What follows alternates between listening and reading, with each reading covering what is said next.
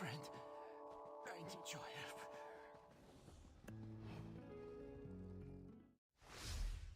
Hey, it's Dan, and welcome to Unified Gaming.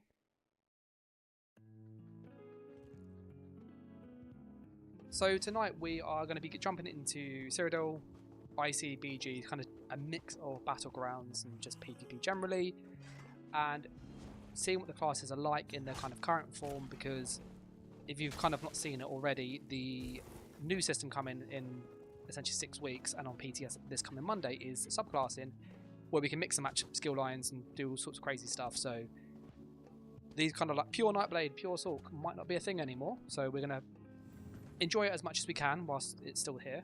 Talk about the new system and just really hang out. So as always with like the streams and stuff, if you get any questions about the build, the game generally, then put in the chat. I'll do my best to reply.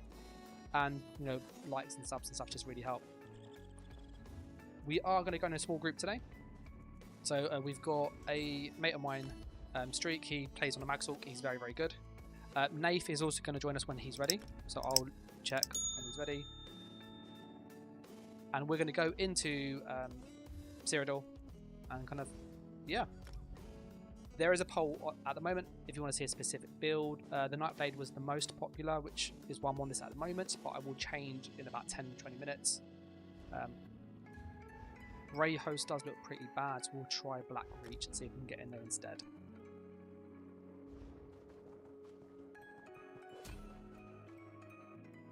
Joanne says, hi. Hey.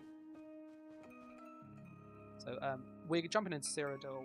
If you want to see Streak's stream, he's kind of like new to Twitch and stuff. You're welcome to go check him out. I'm going to put a link in the chat. So there's a link if you want to see his stream. He's going to just be on the other end of what I'm doing. But yeah.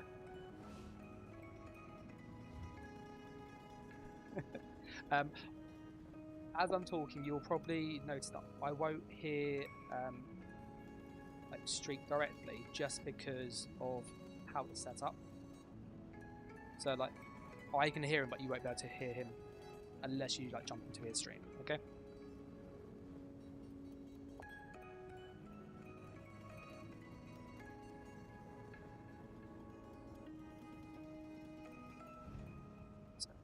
Let's move on over to Al as well. I will just do a very quick highlight what the build is, and then you can obviously have a little look to see itself. There is actually a dedicated build video on the channel, so do check it out. But essentially what we are using is the scribe and banner skill and some shenanigans with it. So this skill here is absolutely broken. This is like stupidly broken. This needs a nerf, in all honesty. It's that stupid. Great for us because we get loads of damage, but we use that to just stack our damage, which means we can hit people ridiculously hard. You'll see our weapon damage is 5,800. When we're fully buffed, it's almost 7,000. So we go really, really high weapon damage. Great pen. It's just very, very fun build. The build itself uses the following sets. It uses Tarnished Nightmare. It uses the Vate 2H, One Piece Krog, Darlock Bray, which is a really unusual set. It gives you free sustain as you move in sneak. So as we sneak, our stamina doesn't go down, which is like amazing. And then on top of that, it also gives you magical recovery too while you're sneaking. And what's nice is that this doesn't get nerfed by the banner skill. The banner skill does lower your regens. Darlock doesn't get impacted by that. We then have Wild Hunt as well. And you would have noticed with the banner that the faster we are, because of this here, the more damage we do, so it's quite a good synergy. Skill wise, it's Wrecking, Concealed, Executioner or Killer's Blade, Cloak, Banner, Incap, and then it's Banner, Vigor, Contingency, which is healing, so that's our burst heal. That has Warriors, Opportunity down here, and then more regens, Channel Deceleration, and Rally with Temporal Guard. So that's kind of the build. We'll fast travel down to Robeck and go towards maybe Alessia. You up for doing that, Streak? Yeah.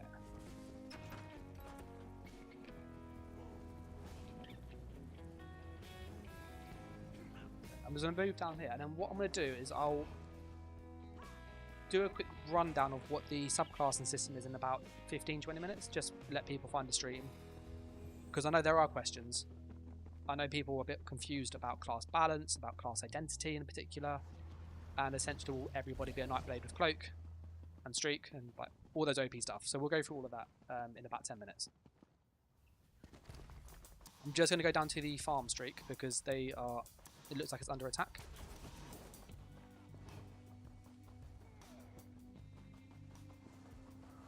Or not. No, it was under attack. This way you get a bomb, like, and everything blows up. Alright. I think the plan remains Alessia or Fargo has red down. Let's go Fargo.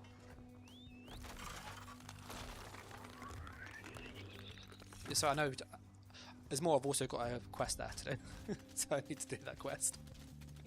I've been trying to do the quest for like the past week, but I don't get on like in the evening much when I'm making videos of stuff, and so by the time I get on, it's always like ours, so we can't get like cap it. It's really annoying.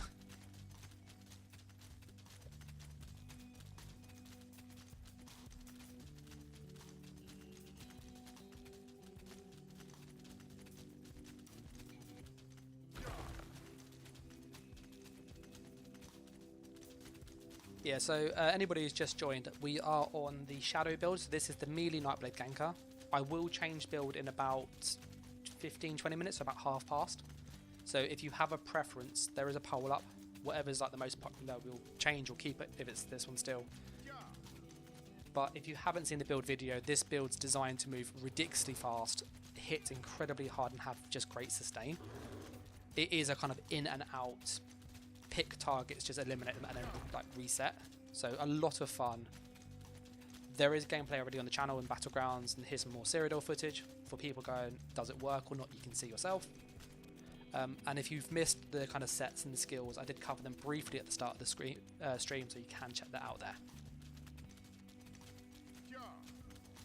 We're almost at the farm. I know streaks will catch us up. And then down here we had some yellows and some reds.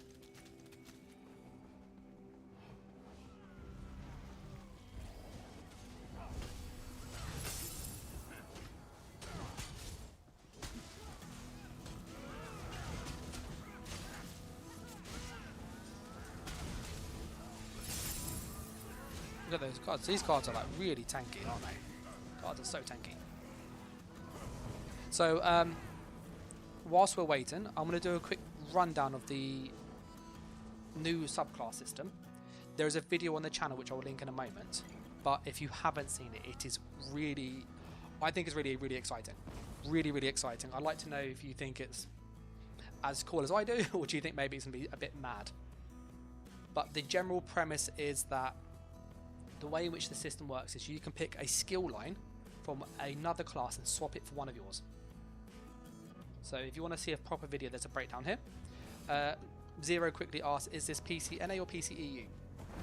This is PCEU. I'm from the UK. You might be able to tell by the accent. Oh, that's not flipped yet. I want my continuous attack buff. So yeah, with the subclassing system, the way in which it works is that you essentially can take an entire skill line, like assassination, and swap it out and pick another skill line from a different class. What that means is you'll change your ultimate to and all of your active skills and all of your passives. So that's the key bit to remember. The rules allow you to be a third one thing, so you can be a part sorcerer, a part deacon, a part templar. That's okay. I'm going to the farm mind streak. Or you can be 2/3 of one class, so like 2/3 templar, 1/3 sorcerer, or you're just your pure class. The only restriction is that if you want to be a 2/3, say sorcerer, 1/3 templar, in that situation your base class has to be sorcerer. You can't change. Oh.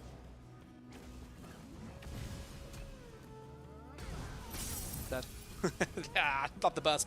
Sorry, I really love the burst. Oh, do you want to?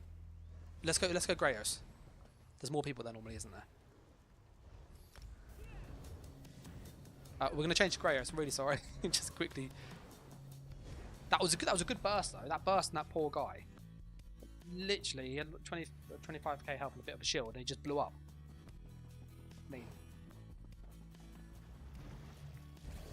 Grant says, I can't wait for subclassing. I was stoked for Scribe, and now this just furthers my ability to customize my playstyle. I think for me, like that's kind of what this allows. I'm going to go to Ash streak. So yeah, with the subclassing, as I was saying, the system that, and there's a video linked in chat about it, lets you take just a skill line like siphoning and change it for something else. So if I look at this build here, for example, this is a really good example of how you could benefit from this. If you look at my skills, I don't actually use siphoning attacks, so this is doing nothing for this build currently. Now I can get ult when I get a passive, you know, get ult when I use potion. Sorry, that's okay. It's a bit mid. I can get more magicka. Well, I don't have any of these. So I don't get anything from this passive here. I can get more healing. I don't have any of these, and I can get more ultimate when I use one of those skills. I don't use these. So for this build, for example, this siphoning skill line is completely useless. I get no benefit from this whatsoever on this build and how I play this class. So for me, that's really, really frustrating because I get no use out of how this is. I've got everything else I need from scribing or from just weld or weapon skills. And so what this lets you do is to go, you know what, I don't like that. I want to really add something else to it. Hey, loads of reds. Oh, yellows. This is where this like little gank thing's quite good actually. Let's put on my buff quickly. This is a ball group there. Let's see if we can try and pick somebody off.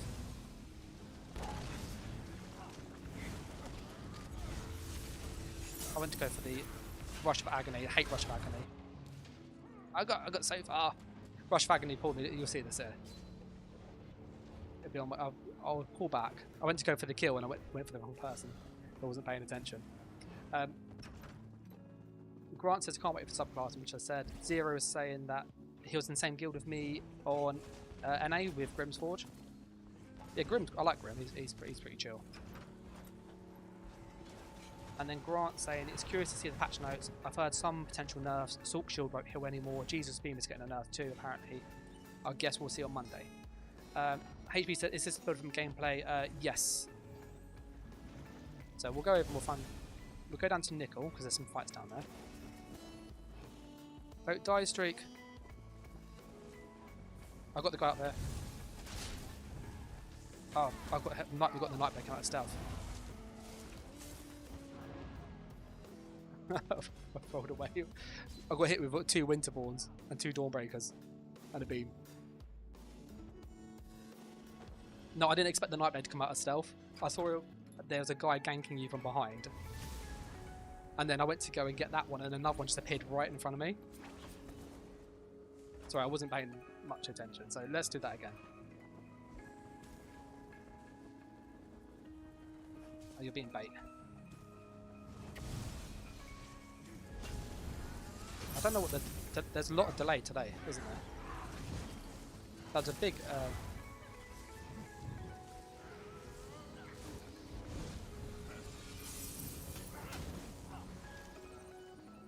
yeah, there's a bit of a lag in Cyrodiil today, which is not helping this. This is a very reaction-based. That's him dead.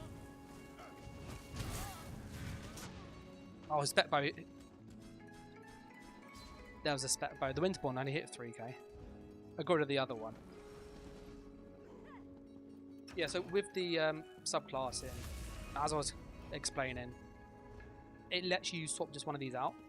So I can swap siphoning, which does nothing for this build, and go, I think I need to have perhaps more healing options that I could actually benefit from. So then I could go and change it for Green Balance from the Warden scoreline, or I could change it for Daedric Summoning.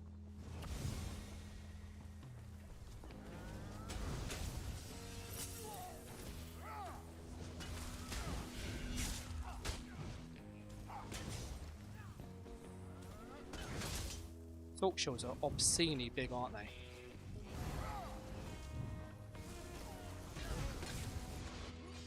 Oh, I hit the Dawnbreakers on me. HB says there's been more lag since Vengeance. Oh, 100%. So you'll see, like, I'm pushing some skills. So, and they work here, but as soon as you get in a fight, it like has about half a second delay. So then that doesn't, it affects you enough to you can't land Wrecking Blow, which is really frustrating. Pop down here, streak guy.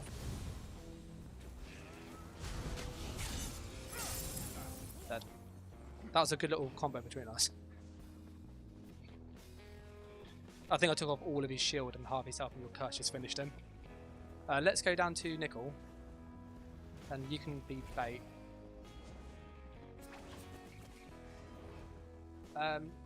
Grant was saying that he's heard some rumours about the notes on Monday, that they're going to possibly nerf the Sorcerer's Shield, so Hardened Ward.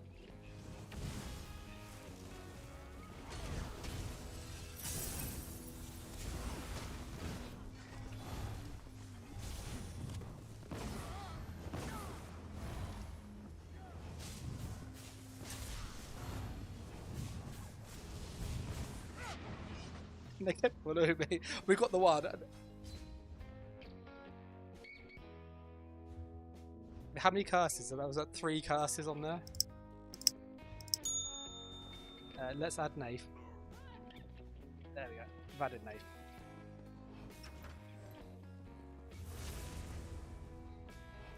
And then Grant was saying that they're possibly going to nerf Jesus, so Radiant Oppression. I can see them nerfing Radiant Oppression.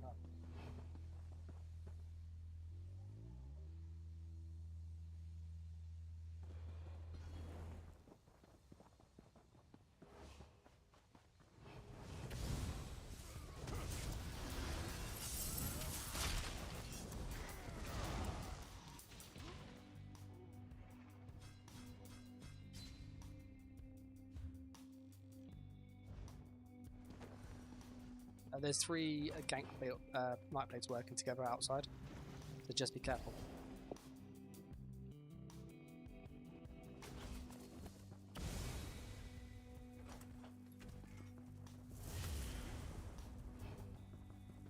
He is playing bait, he is.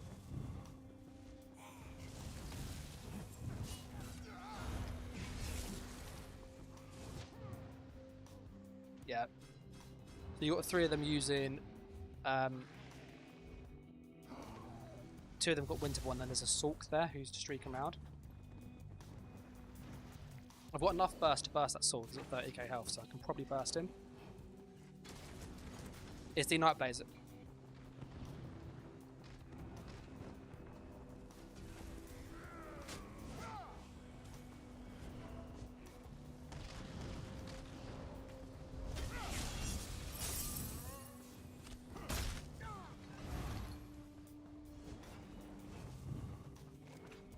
They hit me with a heavy attack set, it's not that good. He's run down there, isn't he? The streak, you going for him or not? Alright, I'll come down.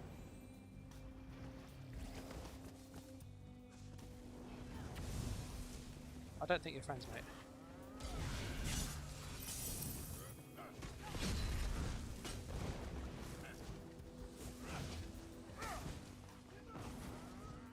He stole the kill. So stole that kill. No, it's fine. Yeah, Grant says he's very curious to see the patch notes and just how the pieces changes over the coming weeks. But he's going to love the update and it's going to be a lot of fun. I think it's going to add so much build. Oh, I believe in you. I believe in you. Go on, Streak.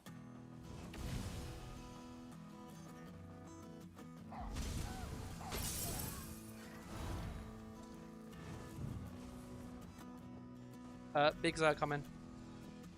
Bye, Streak. It was nice knowing you.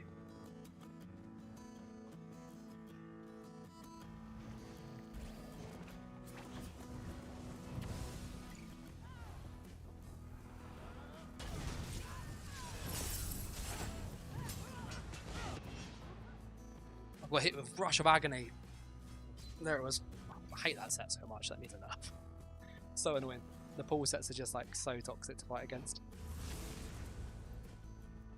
HP says he's hopeful about the update, but mostly reserved for now. Fingers crossed.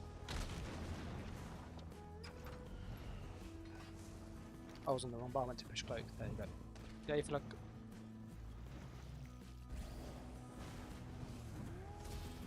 The odds of them landing that right where I was is like ridiculous.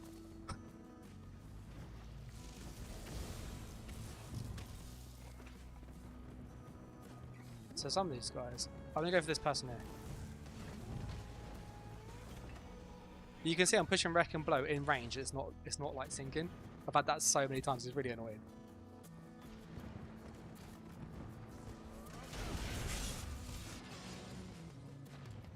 Yeah, there's definitely an issue with the wreck and blows not like registering where we are, like the player. So I have to be like right next to them, which is not normally the case. For context, wreck and blow you can normally charge from this distance, so for people curious. Whereas there, you saw I literally had to be this close to him. That's what people mean about Cyrodiil lag, like where things don't work properly. I'll come back down streak.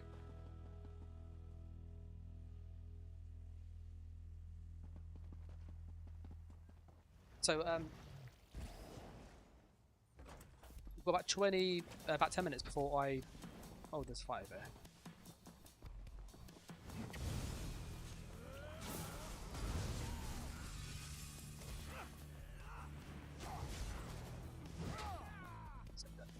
I got a skill point.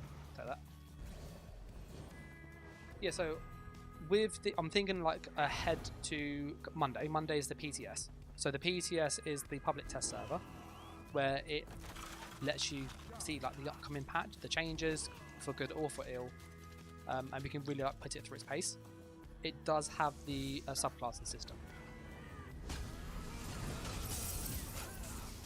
Heal me! I'm hurt.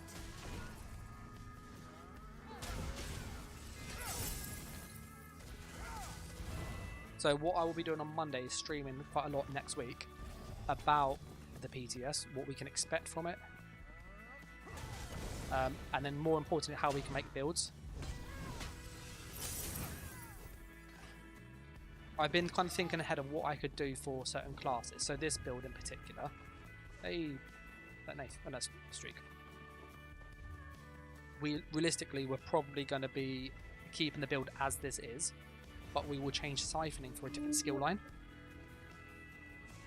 Now, the question will be what will be worth using, because I don't need to sustain. I can just find something for more damage.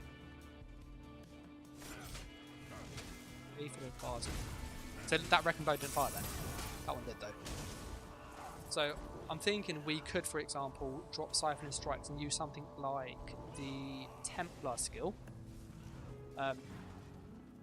The Dawn's Wrath, I think it's called, which gives you access to Jesus Beam, which means I could then change this Executioner to be Jesus Beam, which is significantly better because you can't dodge it.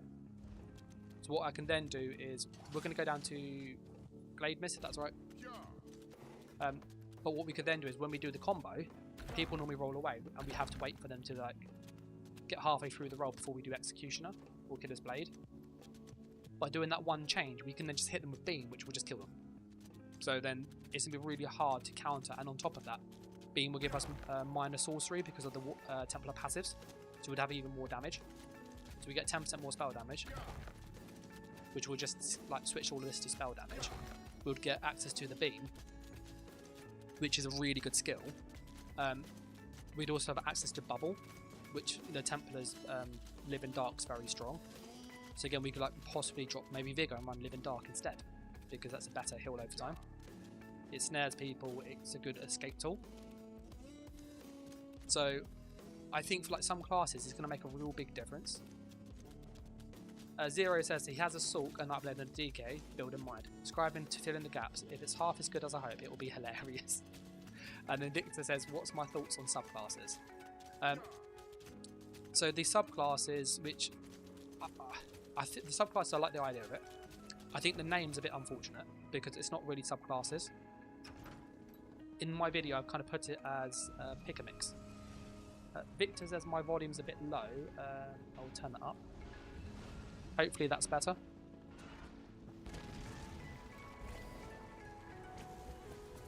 Yeah, so the subclasses is like, it's not really like subclass, it's more like pick a mix. So in a subclass, you'd assume we're going to go for this person here. This all yellow. Oh, no. That's death. What I'm going to do is be a bit more sensible. Yeah, wait on the wall. I'm on the wall with you inside the keep. And we're going to see if we can kite some people and pull some people around.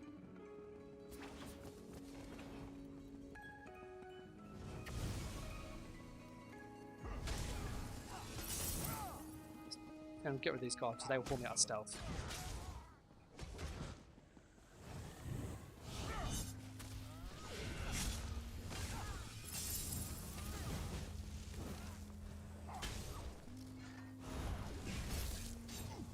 I don't care if it's disgusting.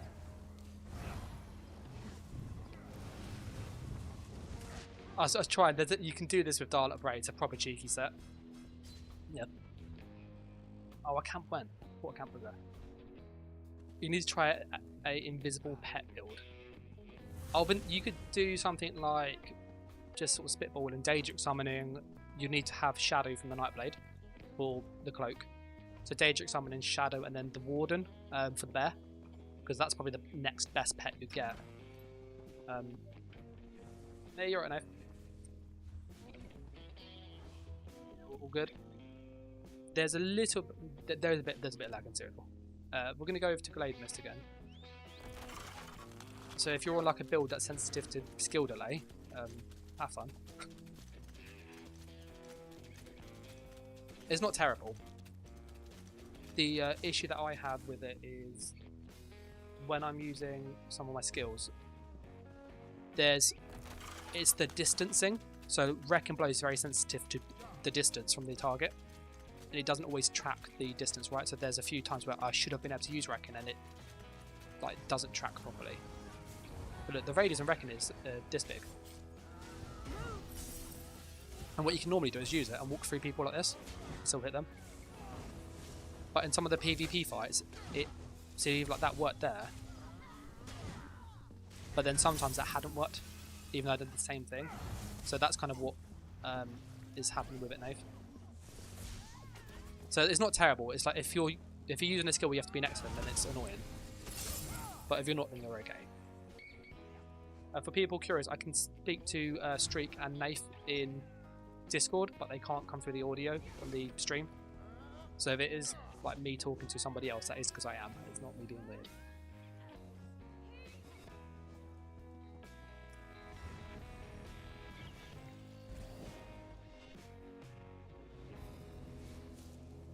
Oh, Zero is saying he's the guy who commented about this graphs.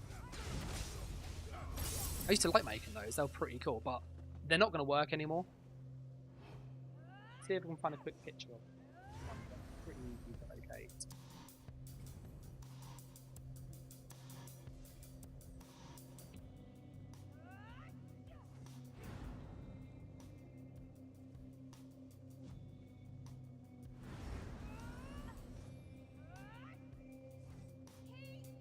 People curious, what is he referring to?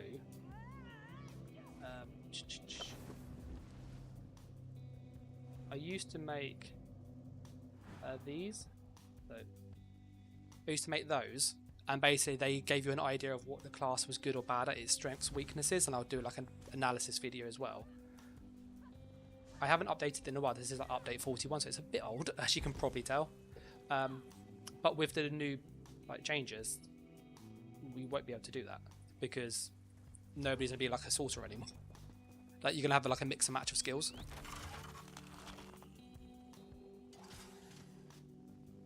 Yeah, let's go for the big Zerg fight. That's always fun, laggy, and AP. So yeah, that's the chart that Zero's referring. The Zerg's over at Ale as well. So Nath, what are you using your Nightblade?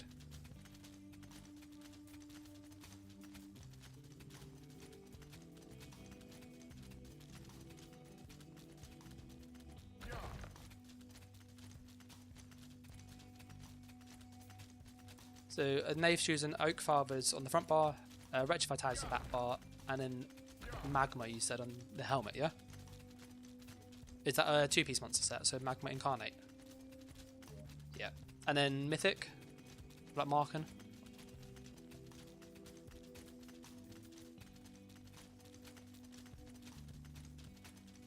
You're gonna use. Oh, I thought you would have gone to Wild Hunt. You love that.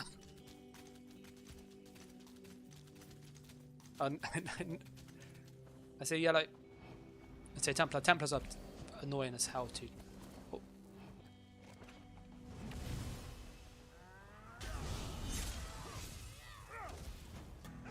So that's why not if they execute and use. See, they reckon I missed there. So annoying, isn't it?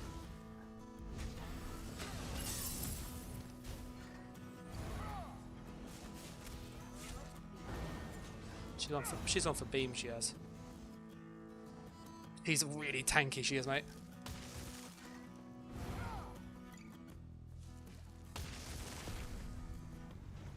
She had bubble when she sat in this hill here, which so bubble is 2,000 health a second. It's ridiculous. And then this is like 800 or 900, so it's about 2,000-3,000 health she's getting a second, which is a lot of damage, a lot of healing. Dead. That was a nice burst, wasn't it?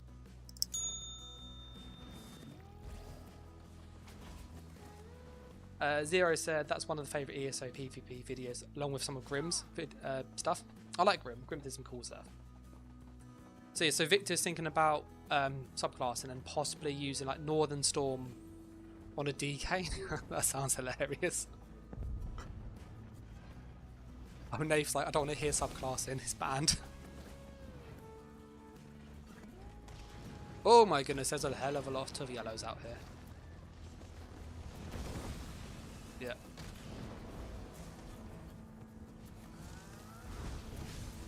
I hate healers.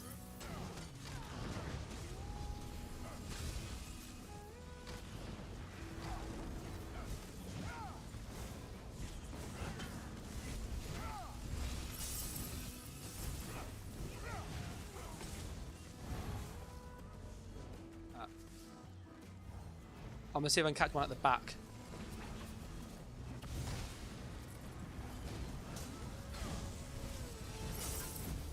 Hit somebody very hard. The problem is they've got Rush of Agony, Nath, so it just pulls you into the middle. It's horrible. Let's go. Should we go Bleakers? Because they're bound to run across, aren't they?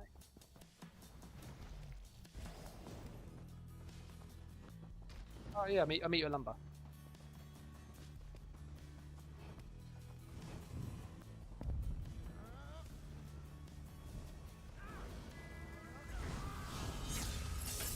Ah, look at that burst.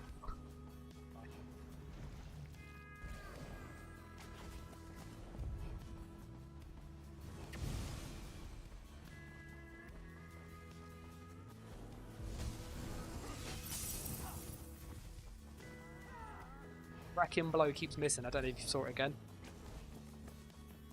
So, like, if you don't get that, you lose all your damage. Frank says, anything good at the Golden today? I did a video covering it all. The Golden had Balkan Scoria shoulders, which are worth grabbing. That just saves you having to like do dungeon keys and stuff. And it had Swarm Mother, which is 1 piece is Stam and Mag. But the 2 piece is good for PvE for tanking. So that was I got hit with Fisher's Death. Rush of Agony got me 9.3k. I hate that set.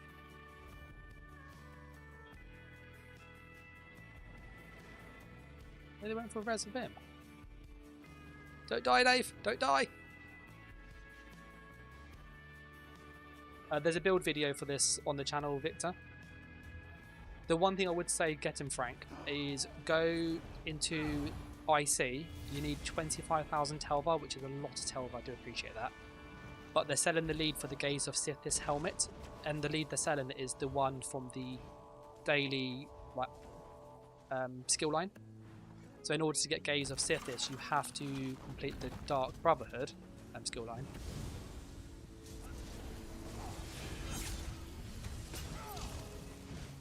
Yeah, so much death. You know when people like go, why does the game lag? This is why it lags. That is why it lags. Look at all the damage going in there, and they're just hitting through it. Sorry, I know that's a big distraction. Should we go down to there where I've marked?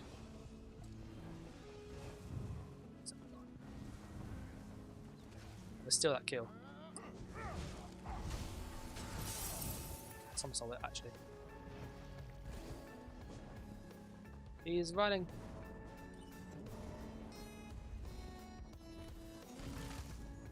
You want to go into battlegrounds because it is a bit laggy tonight over here. The Black Creature's a lot better actually for performance. And there's like no Q.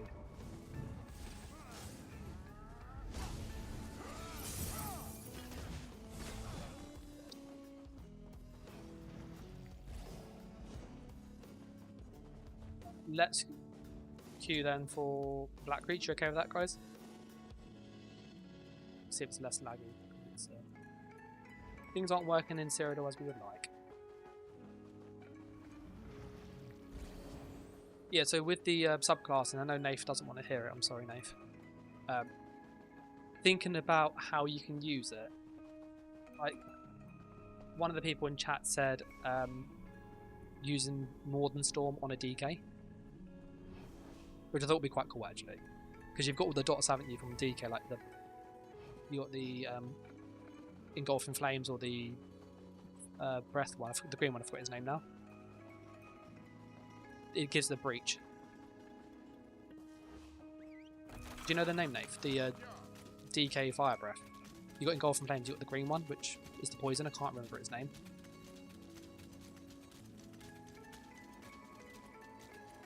I can't remember, but I think you guys know the one we mean. But you'd have that, you'd have Venom Claw as well, or engulf the Fire Claw.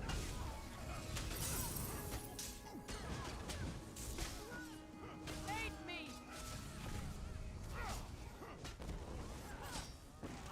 I need healing. Noxious Breath! Oh, Zero's come for the rescue. Noxious Breath, Nave. But you could have like Noxious Breath, Venom Claw.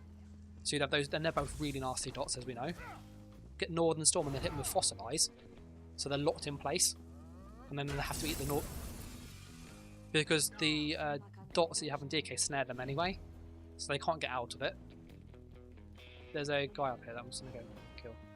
Warden.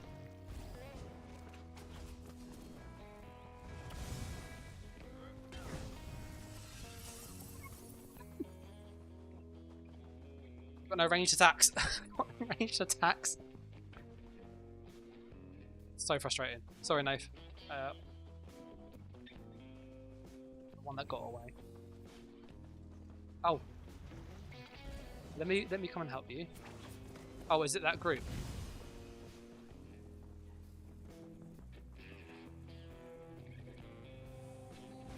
Oh, I went to go in there just then, and they did that bubble. Let me we'll try and get Nath quickly.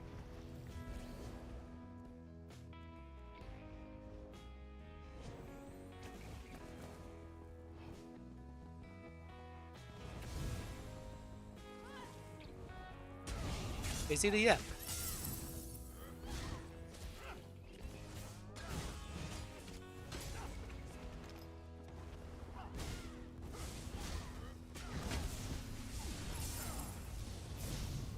For cloak.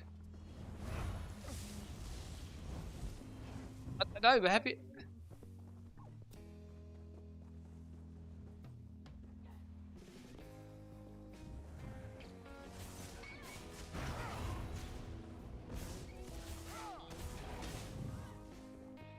Cloak is so OP, isn't it?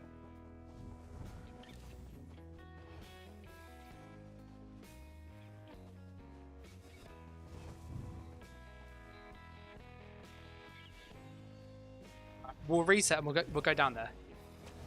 Okay, so I've got my buffs on.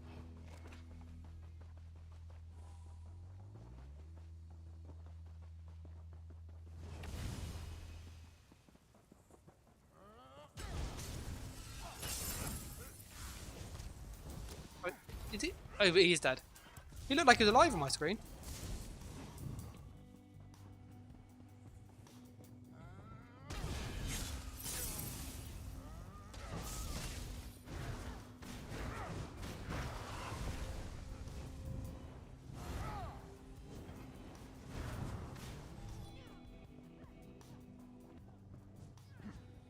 I bashed him.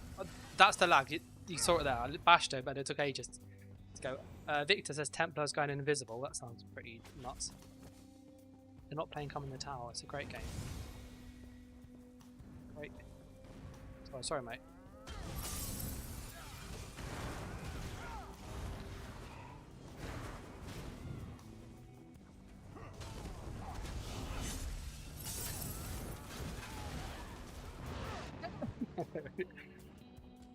There's so much lag in there. Like you just try to get your. You can see me trying to get Wreck and Blow off like 3 times. It just doesn't fire.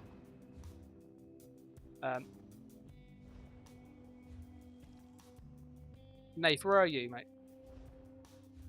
Black Reach. Okay, let me see if I can get in there.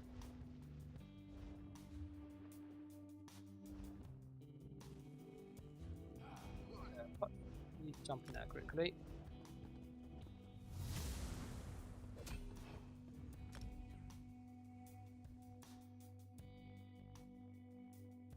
Yeah, I think it was Frank was saying about the Telva vendor. I asked about the golden. This is the vendor down here, just for people curious. He's selling a lead, which is really worth getting. It will save you a lot of headache. So he's over here, or she. She sells this lead here, so the Preserve Roxu Feathers. In order to get this lead, you have to have your Dark Brotherhood leveled up max. I think I've done it on this character. No, I haven't. But you need to get to this bit here, Shadowy Supplier. When you've got this passive, you then speak to the person in the Outlaw Refuge, who then gives you a box once per day. The box has a chance, and I stress that, a chance for this lead. Which means you have to grind this skill line, which takes ages because it's quest based. It's really annoying to farm and level up to get this, to then have a chance to get the lead. So I would buy this if you want this mythic, because this is the hardest one to find.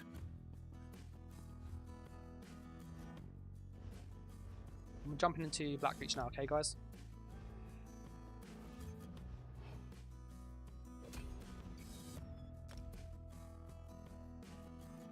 Zero is just saying with the invisible healing currently exists with Nightblade, they're also as PvP healers. That will be quite cool, having like an invisible healer but using more healing skills. I think like Nath probably hates the sound of all of this. Nath is very much, each their own, very much like purist. He likes the idea of the classes feeling unique and different, which is a valid point. Me personally, I like having more choices, more options, and also from a balance perspective with the subclassing. If we are moaning, well, that's one thing, because the Nave's going, the balance would be fair because people run the same stuff, and that's partly true.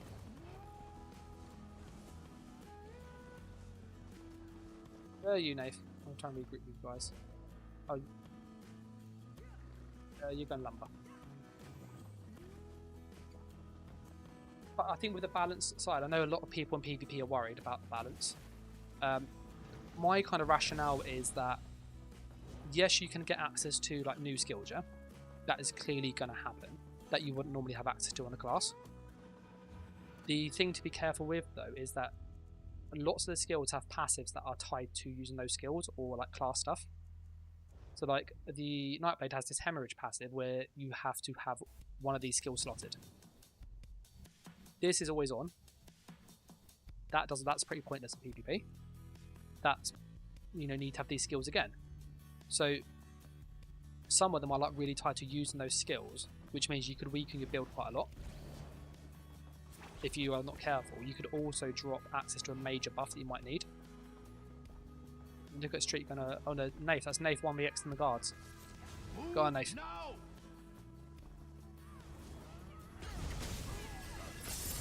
Oh yeah, this is way more responsive than here.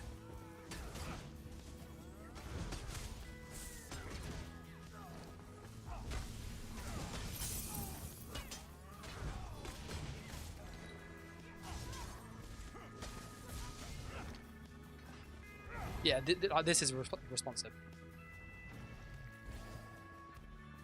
I like that I can use my skills again. because that's what normally happens against a player. But in the other one, it just wasn't happening. It was like a second delay. It's horrible.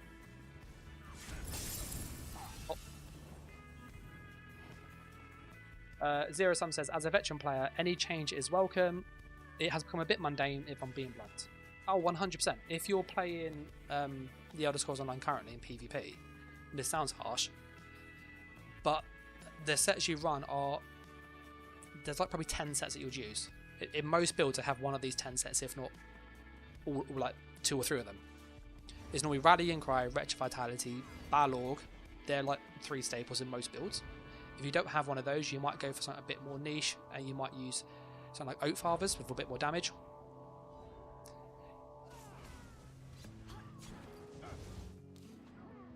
I wasn't paying attention. I was not paying attention. I'm gonna go over and kill him quick. He's got 17k health.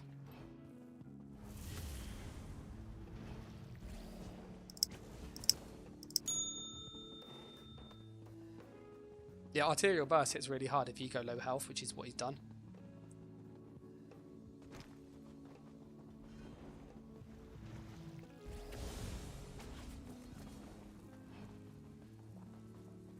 There he is.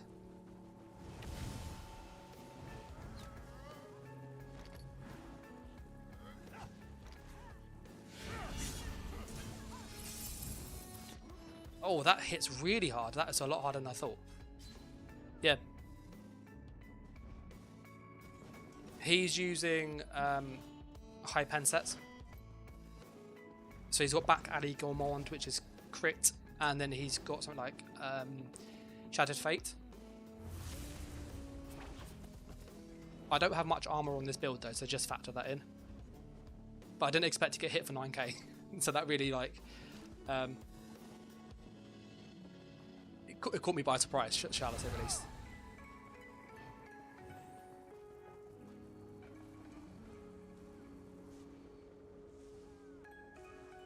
Part of me really wants him to go and try and gank Streak, because I want to see if he does the damage to him.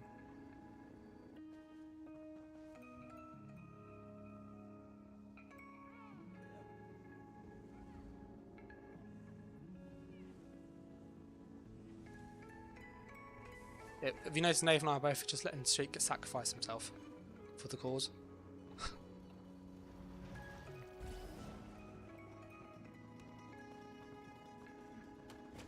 Right, anyway, let's go help.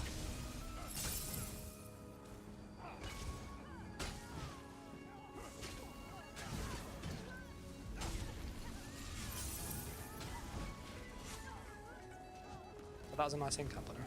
Did he get you, Streak? Oh, it was Nath he got. Nath, trying to res?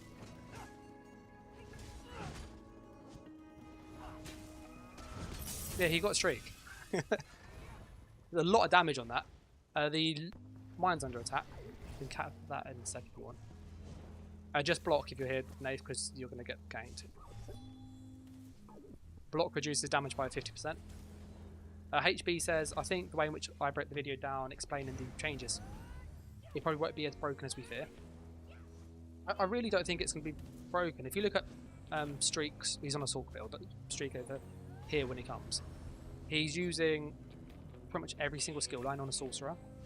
So like people going mad sorts running around in cloak isn't going to be a thing.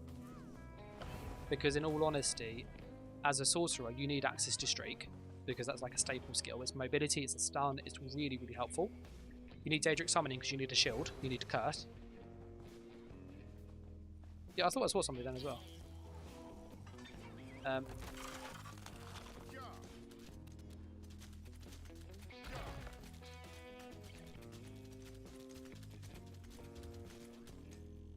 Arms red. Let's go Alessia. I like Alessia. If that's right. You up for that? We'll go Alessia because we can then go and fight by the bridge. The bridge is always fun to fight, especially on a nightblade. Yeah, so I think like with some classes you won't, like from a 1v1 or like a solo player, you're not going to change massively. Like sorcery, you're not going to really drop anything. You might drop dark magic, which will, but that gives you access to Dark Exchange, which is again really good for sorcerer.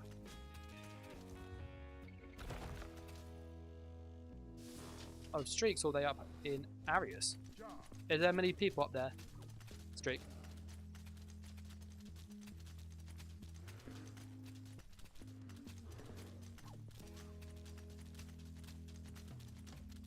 I think for me, and this is the part that I like with it, I love Magical Warden, it's not my favourite class. The problem with Magical Warden is it lacks an execute. It doesn't have a good reliable stun. Now Scriben has fixed some of those, but not the execute. So the problem that you have is you don't have killing power on a Warden, like on a Magical Warden. So using like an Ice Star, for example, and Destructive Touch. That kind of plays out all like the pigeon spam. Nave, do you know where you're going here or not? Alright. Go forward, there's a bridge on the right. So, as like a Magical Warden, you would obviously have Animal Companions, which would give you Deep Fissure, it will give you Thector Infection, it give you Bird of Prey, so they're like 3 staple Warden skills you use. Betty, which is amazing. You'll then go, well, Green Balance gives us, you know, Live in Trellis, which is good. It's a small heal over time, stroke small burst heal, maybe depend how you use it, but it's decent. Beyond that, you don't use the rest in PvP, unless you're in a group situation, because they're not reliable enough. So you could probably drop then your Green Balance skill line and go for the Templar skill line, which will give you Dawn's Wrath, sorry, will give you access to that bubble, which is 2,000 health a second. That's going to be more than Live in Trellis all the time, because you always have dots and stuff popping it. You also get in the same skill line access to the Templar Beam. So you end up in that one change, get access to an execute, which you don't normally have, which is a massive improvement for Warden. You also replace the heal over time with just as a good heal over time, if not slightly better.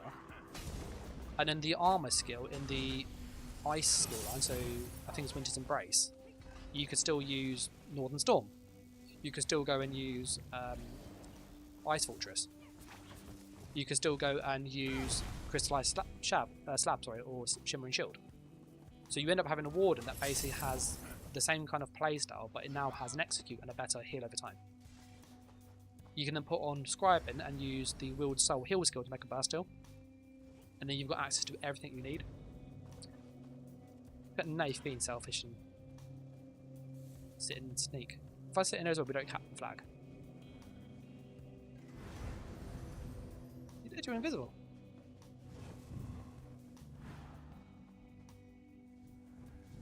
So like for a theory crafter, having access to new skills helps fix gaps that some traditional builds have. You know, Magicka Nightblade is quite a fun class, but it doesn't have any real good range skills apart from Swallow's Soul, and even that's a bit hit and miss. There's no like range burst skills.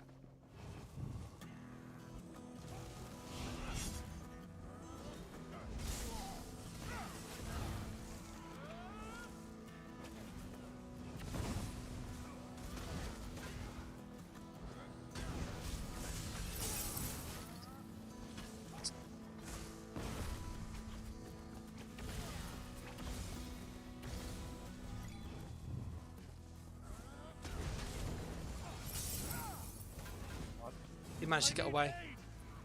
Into the tower we go, Nath. I've got no resources though. I ran out of resources. Yeah, the streaks. Yeah, there are like all sorts down there.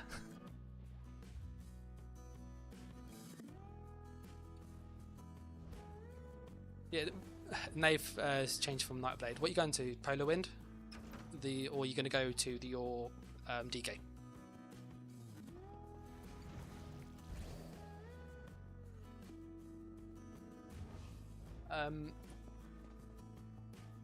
Zero, some asked about Stormcall is such a skill dense tree, so to speak. You have Major Resolve, Major Sorcery, Streak, and Execute, Resource, Alt Gen. I think your Stormcall is very strong, so is Dawn's Wrath. I think that's the one. It's the one that has the Templar Radiant Oppression, the Templar Beam. It's got the minor sorcery passive in there, which is 10% spell damage. That's huge. So it's got some really good stuff in that one skill line.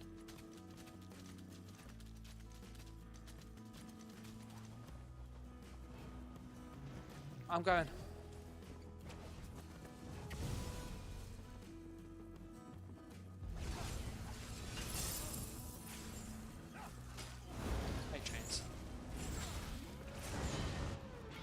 leap. Oh, there's more. There's. I didn't realise there were that many.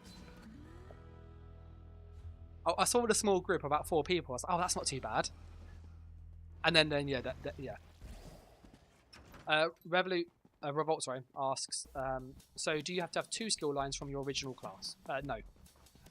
The way in which it works is you essentially can be a 1/3 sorcerer, 1/3 dragonite, 1/3 nightblade. That works. Or you can be a 2/3 something and a 1/3 something. Or obviously just a pure class. The exception is that if you are a 2/3... No, goodbye, Mr. Warden. He's tanky boy. The Warden's dead, okay? I'm going to go for the heavy attack person here.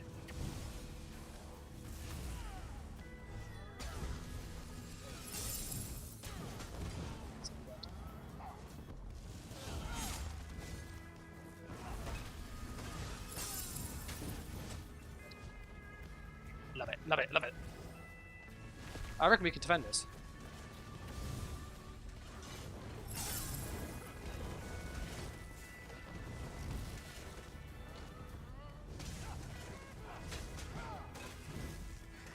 Big arc.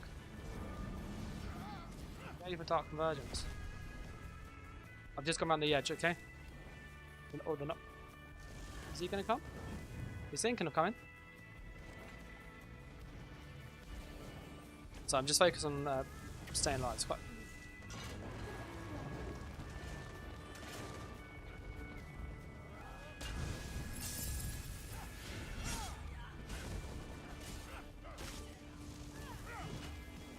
That's animation cancelling though, that's the difference of skill level. Ah, big meteor. No, thank you.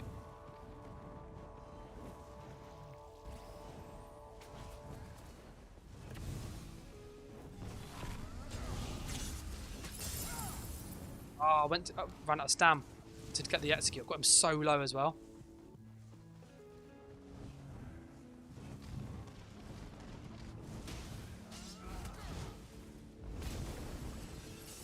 If you heavy attack him, you'll be stunned.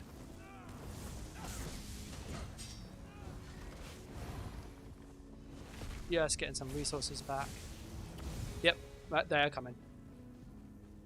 Nave, what are you switching to, by the way?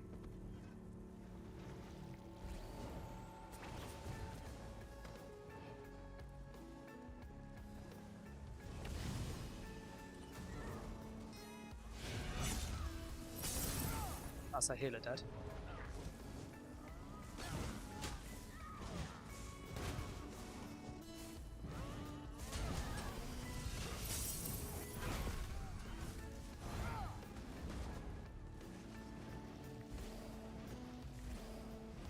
Oh, the lag there.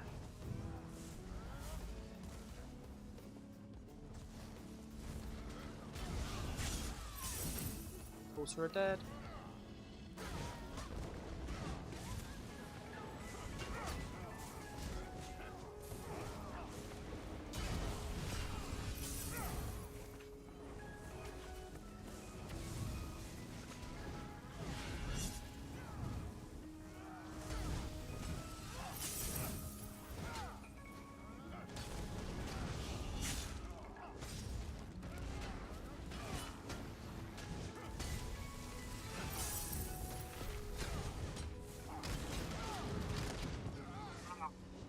Don't die from siege! Don't die from siege! Oh my goodness, that was a... Woo. Did good there though, didn't we?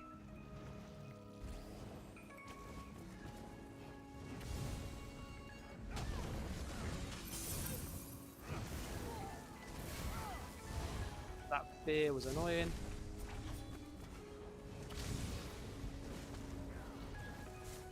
I'm just gonna sneak in. I'm inside, okay, Streak?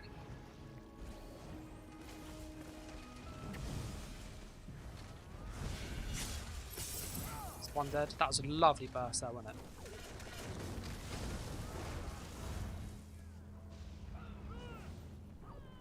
it? They're not following me in here. They're multiplying.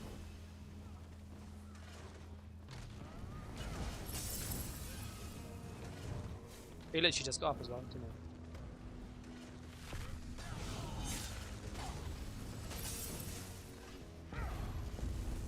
No, no, no, no! How many? No, no, it can't end like that. Got hit with 2 meteors. There's ice comet, and they got hit with beam at the end.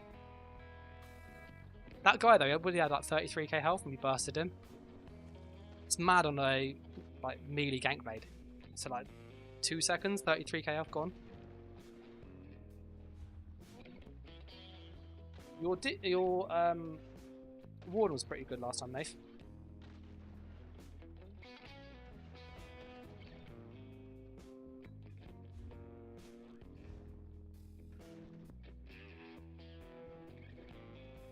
You need one crafted quickly? Yeah, yeah. I'm just going to switch to my crafter. And I'll make Nath a shield. He needs a shield because he's lost it. There's an add-on called Inventory Insight. It is amazing. It like lets you type in where it is and tells you which character it's on.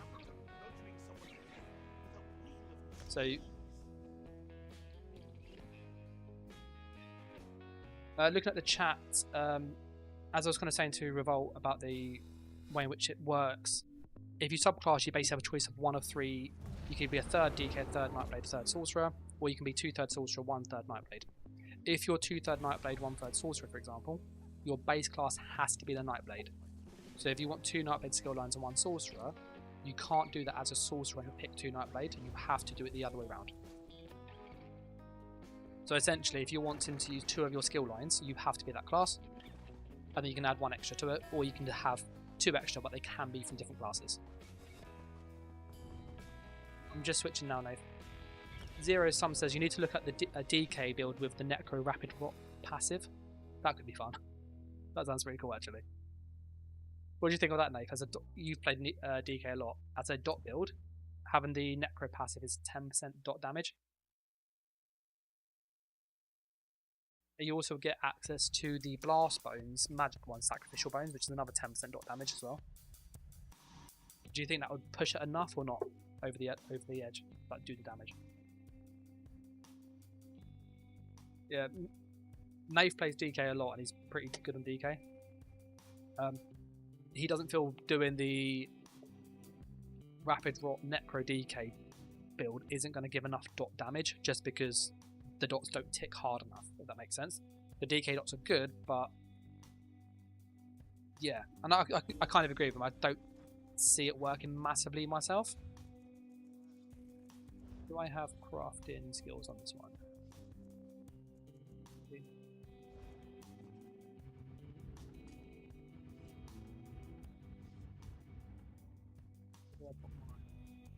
There it is. Joe SM says, what about Overload Nightblade Ganker? I was literally thinking that the other day. When I saw it, I was like, "Ooh, that sounds pretty fun." Overload and Spec Bow together sounds tasty. Zero says, what about with Malakath Mythic? Malakath's pretty good on dot builds, just because dots don't. You want the more consistent damage. And by the time you factor in Impen and also Rally and Cry, typically, you don't get enough. I do think you will probably get enough dot damage. I don't think it will kill a good player. That's kind of like the reservation. I made a dot Crow build, which is like a dot Necromancer, and I was killing people, relatively well. But anybody who was more versed in PvP, unless you could stun them reliably and get an execute, you couldn't really kill them. Was it Daedric Trickery you were after? Daedric Trickery.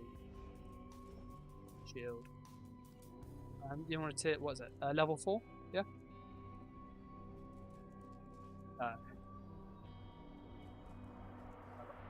What trait? Impen?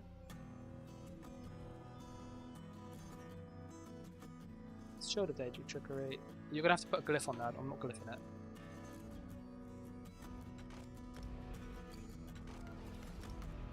If you're doing stuff in PvP, just go for like purple gear, unless it's weapons. I'm not going to go any higher than that. It's not needed.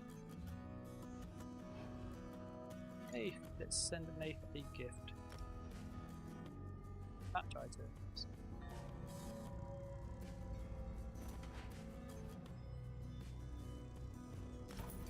There you go. We've got the shield. Okay. I want to go on Warden. Joe says DK dots are OP 1v1. Vate Destro with Prior Band and Oak Father stroke Essence Thief. Let's go on Magdon. I don't know if I've made a build video for this. This uses the magical throw. I don't think I did.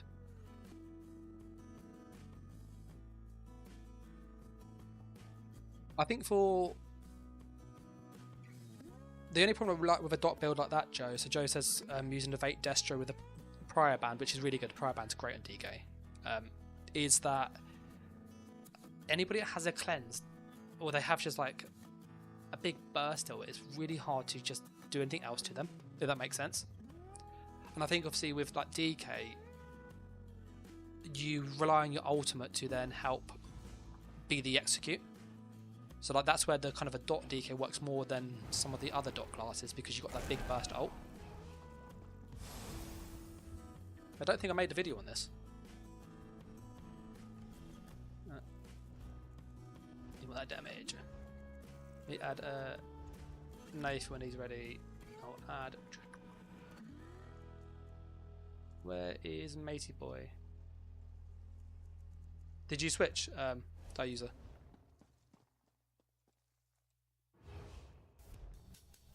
Oh, on my thing he says you're offline, that's why. Every class has its nemesis. Oh yeah, 100%.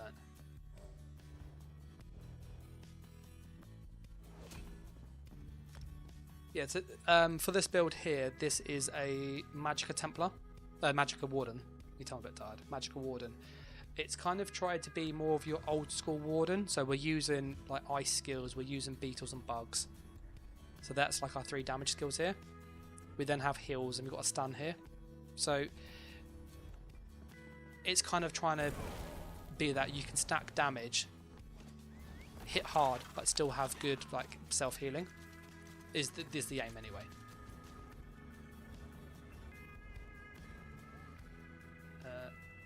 Yeah, Streak, it says you're offline, mate, so when you get a chance to change that, I'll add you, okay? I'm gonna ride down. Streak's fighting someone. Like, wait, let me just put a shield on. They're not doing enough damage to me. Yeah, he was able to do it as well. That's insane. I want them to nerf Sorcerer Shield. But,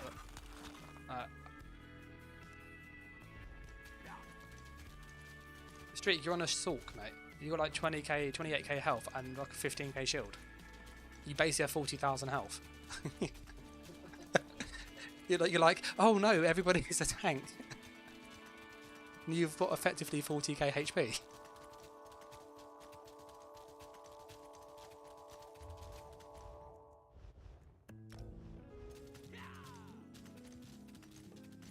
I've tried adding you, but it says you're in a group already, so you need to leave that group. Zero says, I want the ESO to go back to more of a rock, paper, scissors, where every class has a counter. I'm so tired of 20-minute duels when fighting against equally skilled players. I think, in all honesty, you're going to the Vengeance campaign, which they are making for everybody, called Cyrodiil Legends. So the Cyrodiil Legends is what the Vengeance was. So it's like limited skills, few set options, a few like CP choices. So the idea is it comes much more down to your skill level as a player, but equally there's much more rock, paper, scissors. So like when I was playing the Vengeance test about 2-3 weeks ago, it was really annoying because like some classes you could see were really good in one scenario but bad in everything else. But then if you put that in one scenario, they were like superior than everybody else.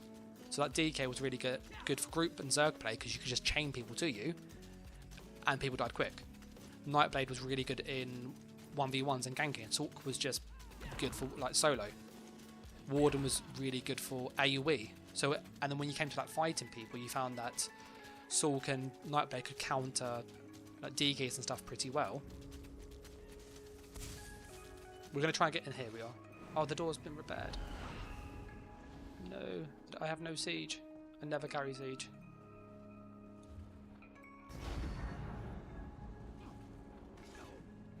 Yeah, so you found out in the Vengeance there's a bit more rock, paper, scissors to it. I'm going to go to a mine and wait for some people to come to take it. 0 to the manager 1v5 on a nightblade. Yeah, on the nightblade you would literally hit somebody. Hey!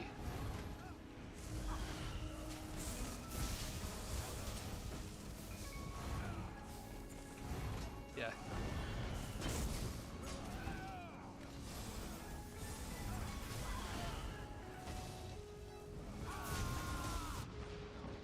Try to get some damage in. Because so many people just spam and execute. And then stampede. I'm going to go to nickel and ride up, okay?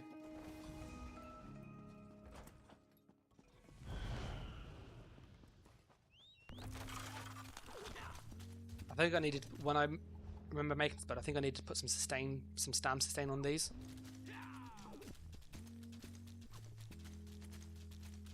Joe says Geral's is uncleansable. To be fair, if you're using a dot build, Joe, and using Geral's, then that's what's carrying the damage. I'm not like, I don't want to sound harsh, but Geral's War Chief, if people are unaware, is a PvP set. It is absolutely disgusting in duels, like one of the most broken things they've added to the game. And it says dealing damage applies a stack of malady to your enemy, reducing the healing received by 1%. It can go up to 35 times. So that is a 35% heal reduction to them. Bear in mind they get 50% in PvP anyway. You add on Major Defile, which is very easy to access. Use a glyph or something, for example. And now you reduce the healing by half. So, you know, if they're getting, say, a 10k heal, well, that 10k heal is now 5k. That doesn't keep you alive very long. you run out of resources really quick. So, I don't know whether it is, like in the duels, if the Geral's is carrying the damage rather than the prior band.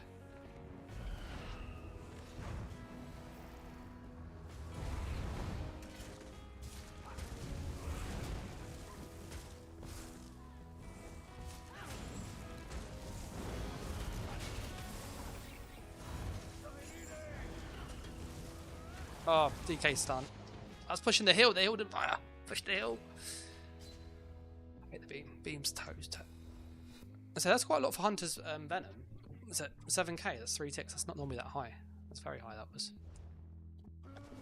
There's a lot of big groups in this nave. Just a heads up. You've got I think like in a duel it'll be a bit easier just because you're not kiting and taking all the damage by yourself, because like you can kind of switch in and out and pull people in different directions. Whereas at the moment I was running around, and not the time I just died then, but the one before, I had like 4 or 5 people just stampede spam and then a couple beams. So like you're constantly moving around, but people are just pushing in one button to gap close and hit you. Dira says, try to play a purist as much as possible. Relying on your gear to carry you is not rewarding, in my honest opinion. 100%. I don't like proc sets. Proc sets, in my opinion, that do damage and stuff are terrible. My YouTube channel love it though, Nath. Nath's like, tell it's the YouTube channel. They love it. They can't get enough of it. Procs, procs, procs, procs, procs.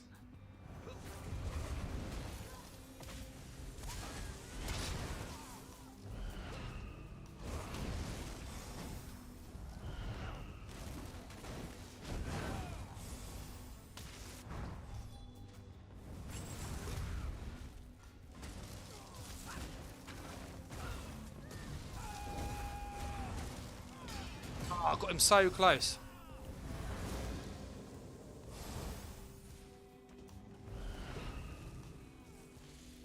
Oh, the teep flipped.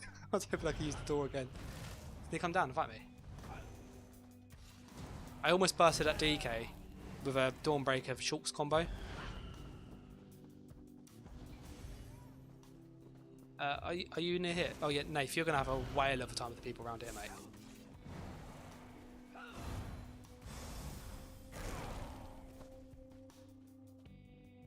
You're down by the farm, yeah?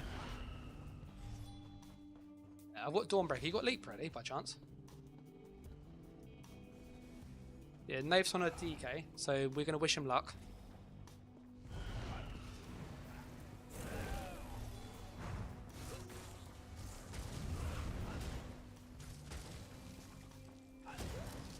Ah, we killed the low level person. I feel mean. 600 AP, I'll take that.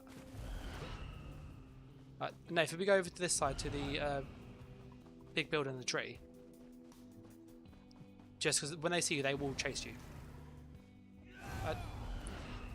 Or maybe they're not kind. They were doing it earlier.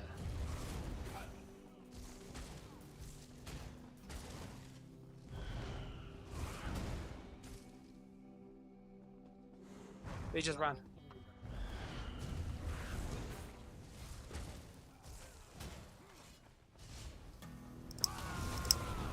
Oh, that was some good burst there, wasn't it?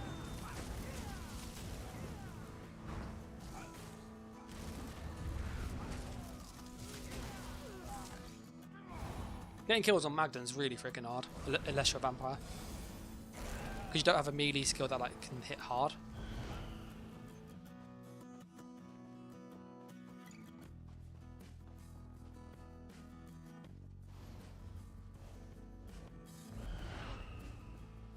I see something person on the horse.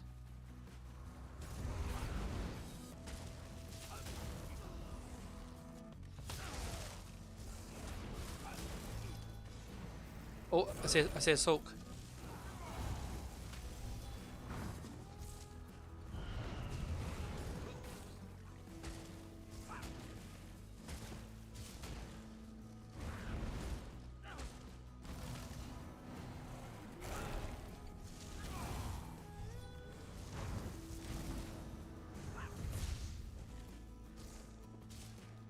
Is he literally like just running away?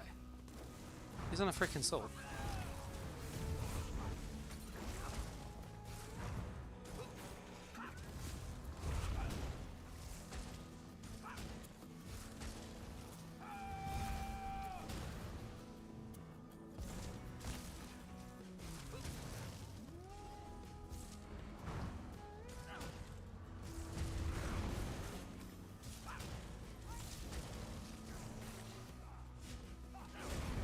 Love that.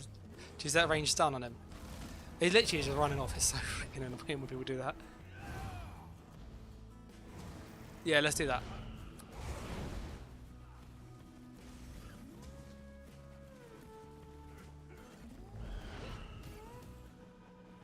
Oh, yeah, there are some people here.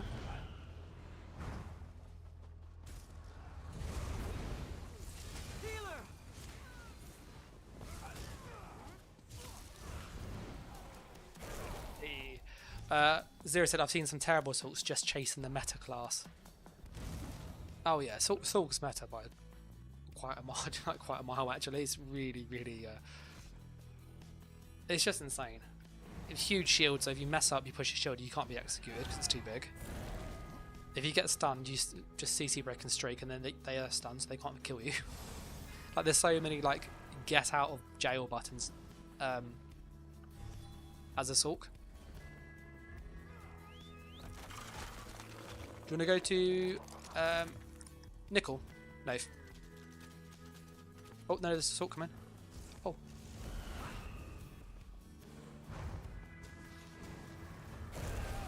Right.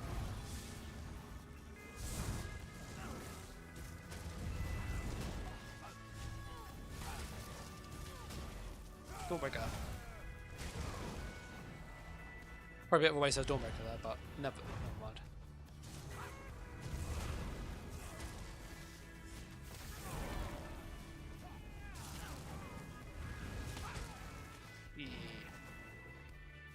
I love Warden. Warden's such a fun class to play.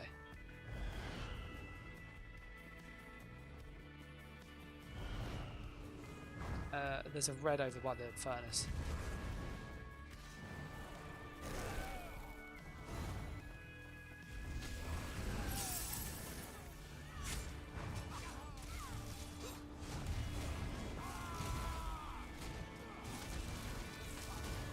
Dead.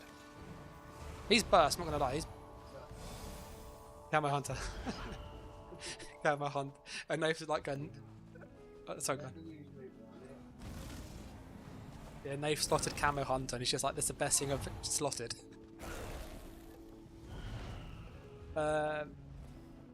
We could go to Nickel Weaver, and that's where they've all gone clearly, aren't they?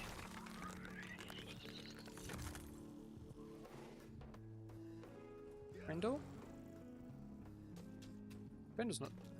It's a bit of a ride, isn't it? Let's go Nickel. It's closer. I don't know how fast your mount is.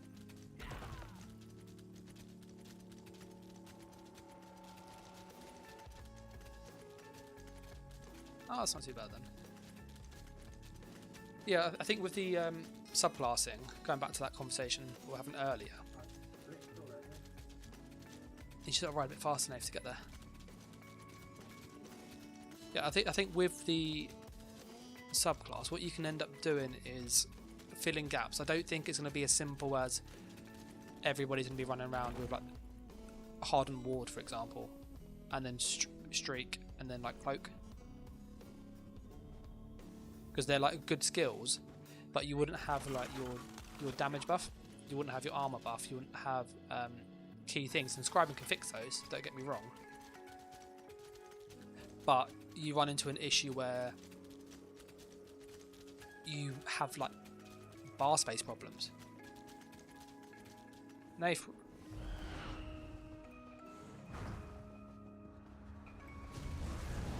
I'll put vines on you, okay, and you got a major vitality.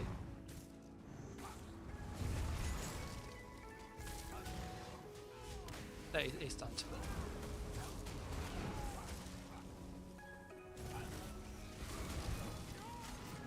Oh, we're dead. Let's go to the guards right here because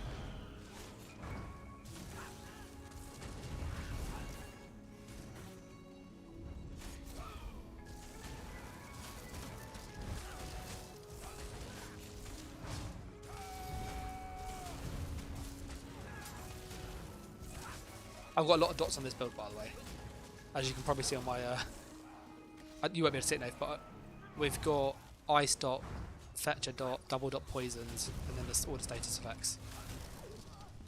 So there is a lot of dot damage on somebody.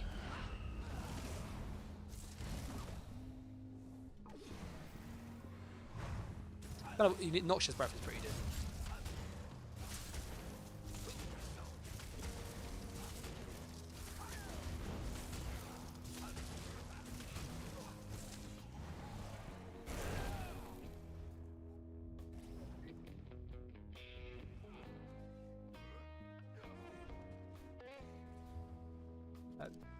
Let's go north towards where Diuser is.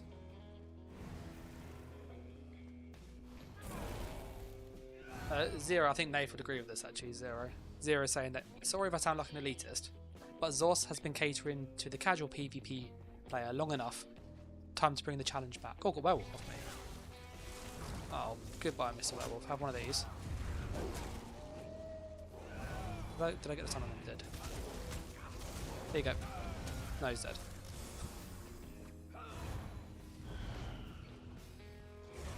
I hit him with a big Dawnbreaker. Dawnbreaker is amazing. I do look forward to having a getting probably fossilized, maybe on the Warden in Northern Storm. That sounds pretty nasty. Do you remember when Northern Storm used to stun you in PvP? Nath was like, it was so. I'll paraphrase it, but it was so disgusting. So if you've played a PvP for a while, you know Northern Storm in a duel was almost a guaranteed kill. You got that thing charged, you then they just died. As soon as you put it on, they got stunned and they just ate all the dot damage.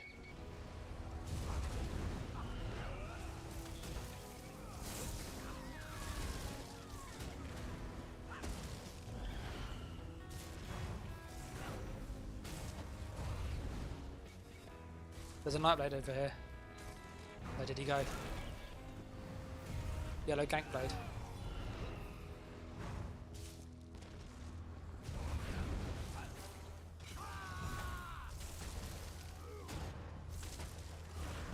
Ah.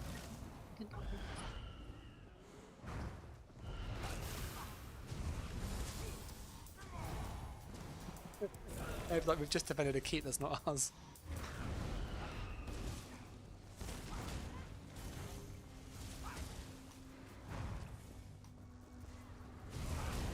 Ah, got him. I love Team Fisher. But I think I agree with Zero somewhat. I want it where, you know, your skill is because of how you play, not because of what you wear. And to be fair, if you look at the build I'm using Master's Ice, so I have to use that skill.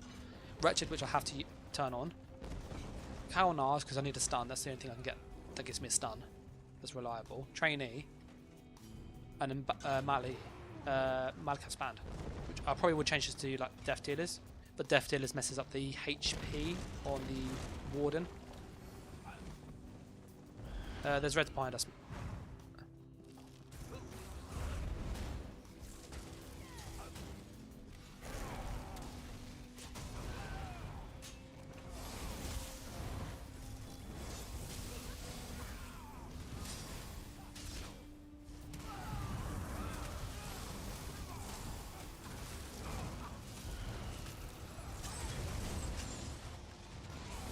Oh, Rush of Agony got me. Okay, that's it.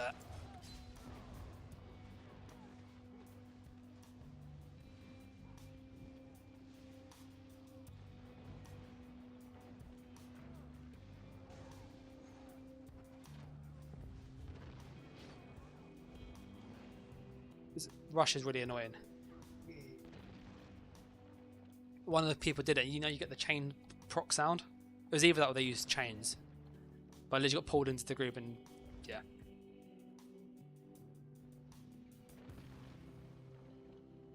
A Rush of Agony is the dumbest set introduced in the game, is what Zero says. Oh, it's ridiculous. But the thing that I like, it's happened every single time they've added a set to counter ball groups.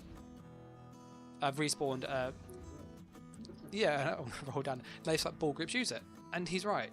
Whatever set you put in there to counter large groups of people, well, large groups of people are just going to run that as well, which means they can just kill large groups of people even easier. And that's all that happens now. That happened with Fishes, happened with Dark Convergence, happened with Plague Break. You've now got Rush of Agony. So like the ball group will always jump onto whatever is the most efficient way to get killed with the least effort as possible. And Rush of Agony is that set. You don't need to do much, it just pulls people to you. And you just AoE spam and they die. If you're in a 3 or 4 people and you just do 3 or 4 AoEs, that's half somebody's health instantly. So yeah, I'm not a big fan of Rush of Agony.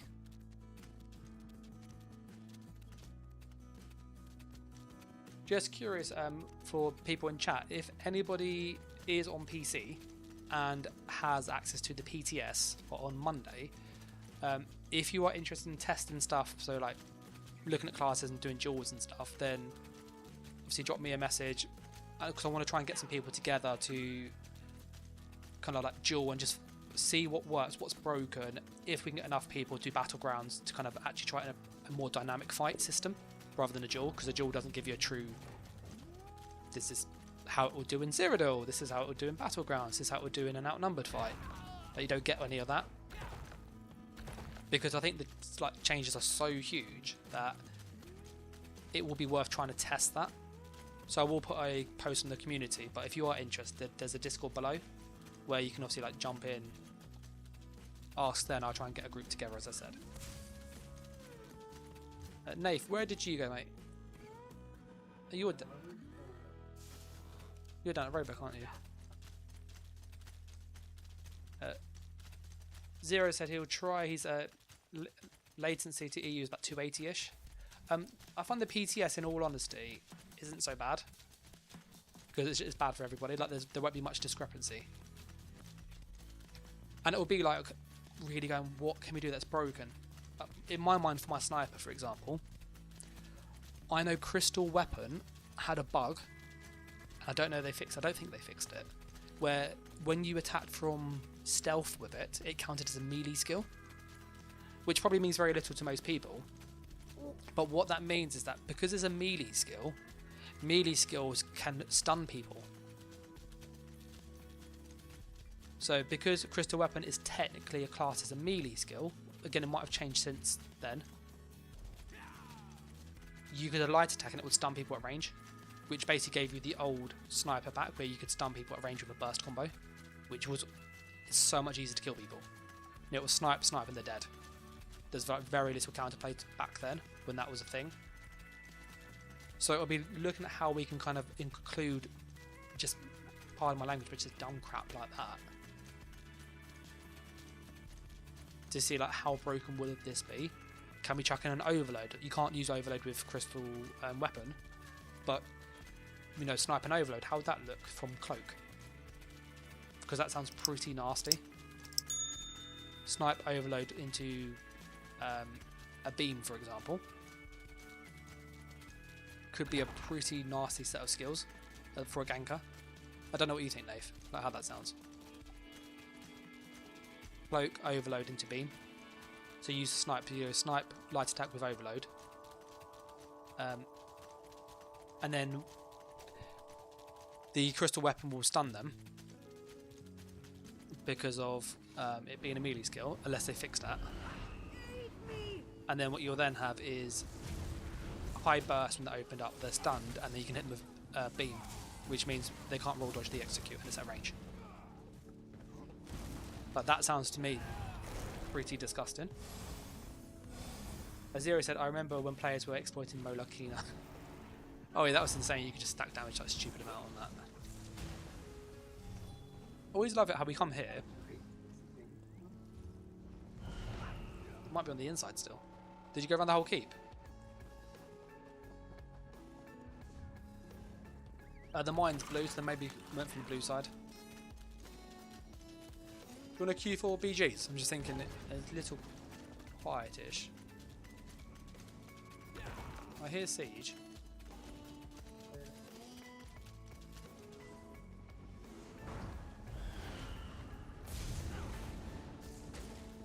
Did you get in, Nave? Oh, come in then.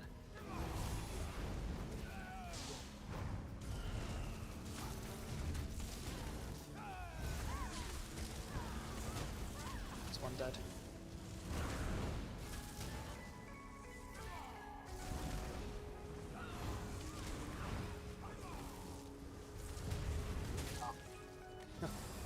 I love Warden.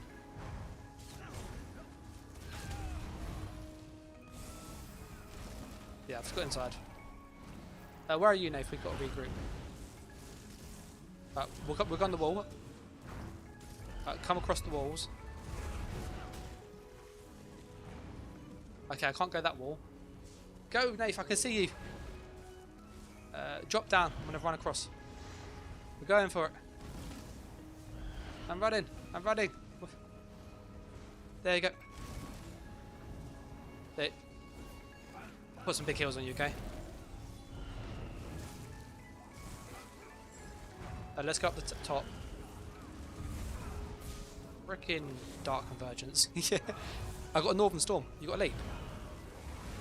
Right, let's go to the top. And then... Yeah, I believe in you, Nave. Leap would be better. Or do you fossilise? Alright, use corrosive then. We're trying to see if they come up. Alright, I'm going to go for my Northern Storm now. No fire.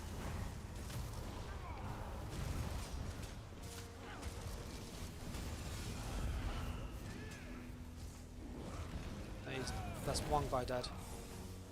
He's a tanky boy, wasn't he?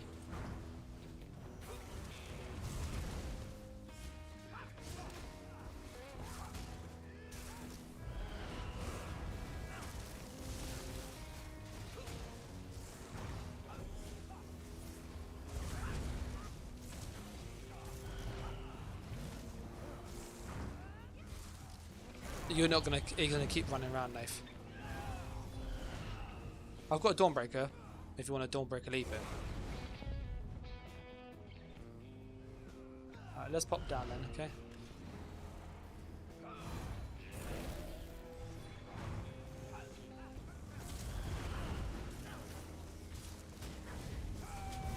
Oh, just out of range.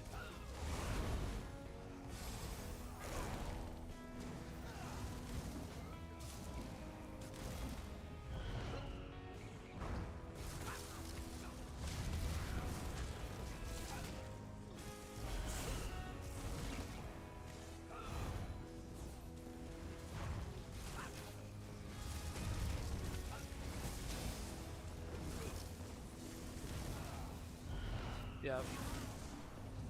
I'll put some vines on both of you, okay? Oh, there's a siege on us. Cold Fire Blister hit us. That hit really freaking hard. I've got a Dawnbreaker if you need.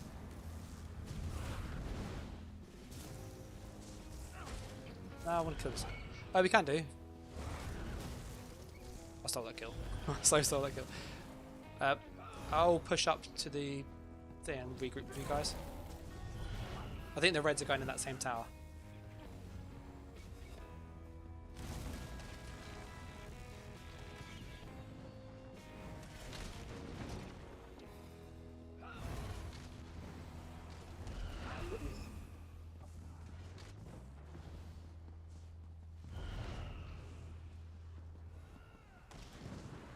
Quite a few reds down there, isn't there? I've got a Northern Storm ready. Where's Nave? Nave's here with us. I'm gonna go play Kill the Guards.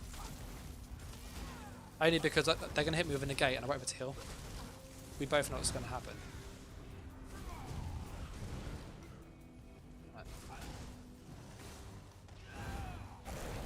We'll see if any of them want to come. Siege. Cold Fire Blister. Absolutely disgusting. Look at that. Look at it. Absolutely 10k.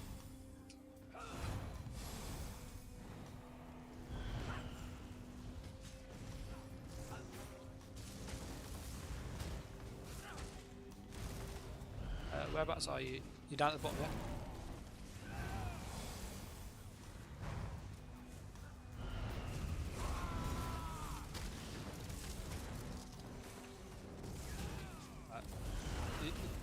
You go okay?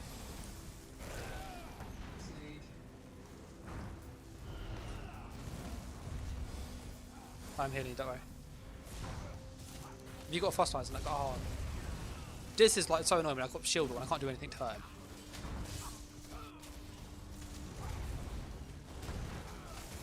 Dead.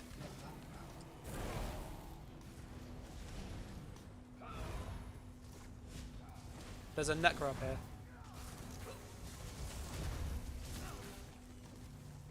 You go right to the top of the tower.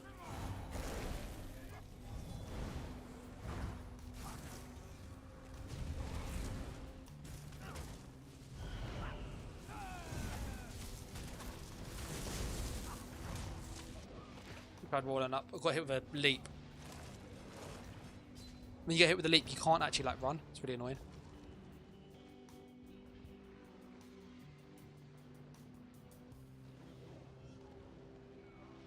You're quite a few.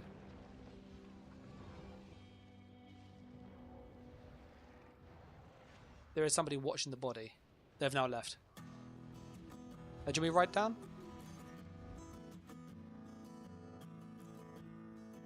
It looks like they've gone now. Someone's getting me up.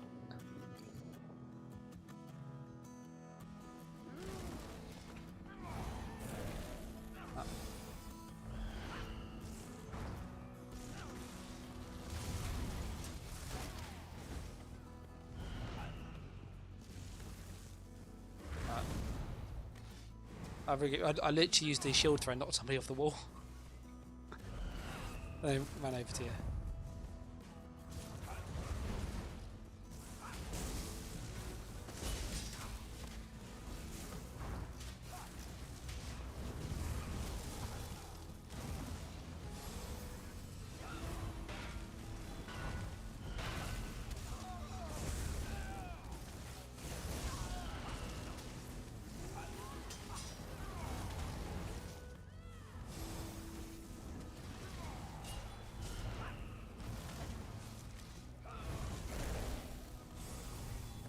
I've got Northern Storm, I think. I'm not far from a Northern Storm.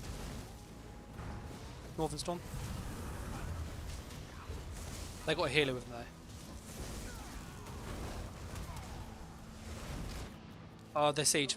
The cold fire. That cold fire hit hard.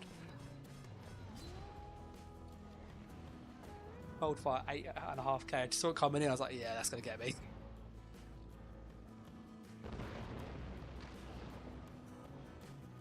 Oh yeah, I hate the bubble.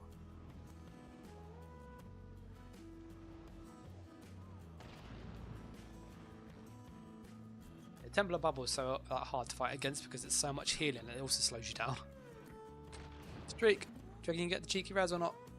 Yeah, go on, get Nath up. Oh, Nath, that day you got cold fire right on you. Look at that.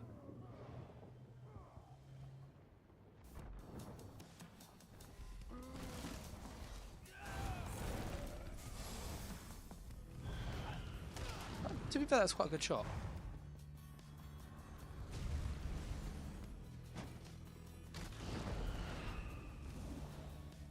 The cold fire hits so freaking hard when that hits you, doesn't it?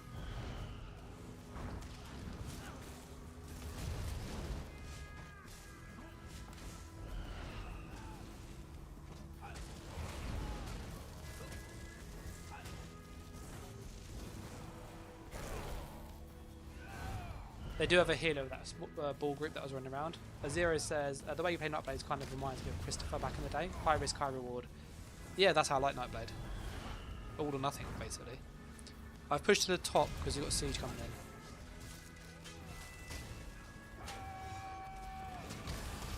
Siege coming up, you want to push back because that hits very hard.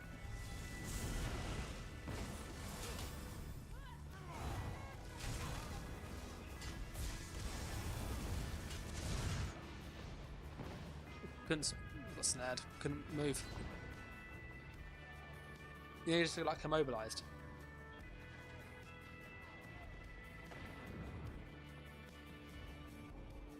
That's where, like, I think having like a better mobility skill would be nice than Warden.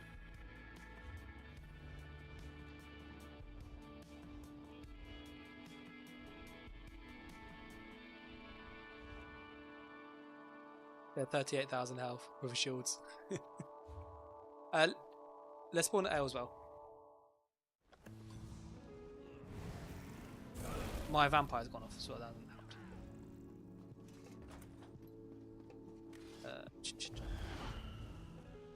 We can go Bleakers if you want.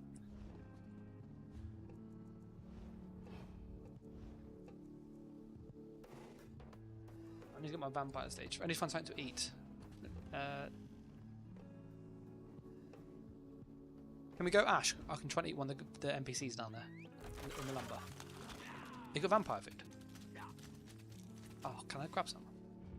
I never carry it. I always recommend people should, and I always forget to put it on. Spicy noodle whip, love it.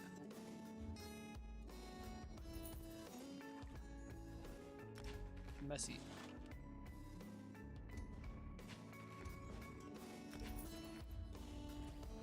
Cool.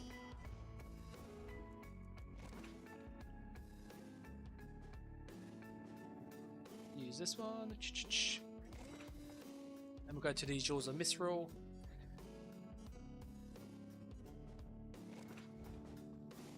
And then, yeah, Bleakers. You up for that? Great ride to Bleakers. I think our mounts about similar speed, aren't they?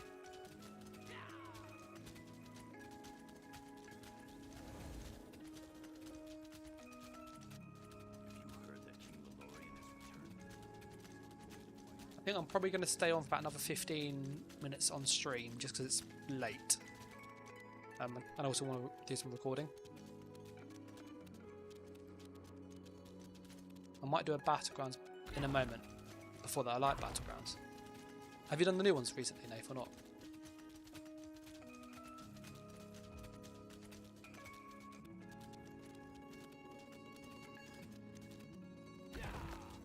Oh look, we're sieging it.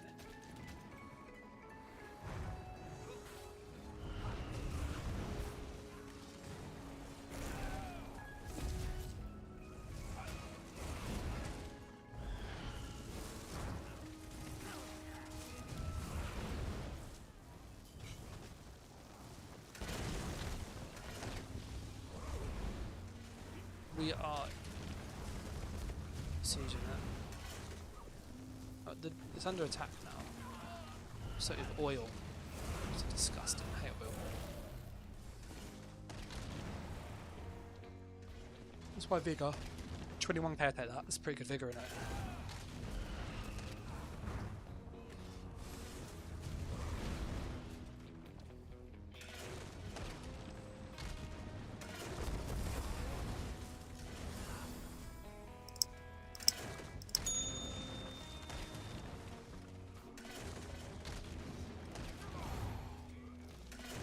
Look at that, we're actually helping Siege keep. I never do this.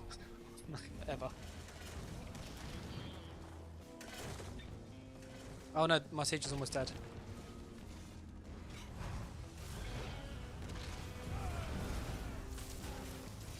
Dead. Oh, we actually zerged him down.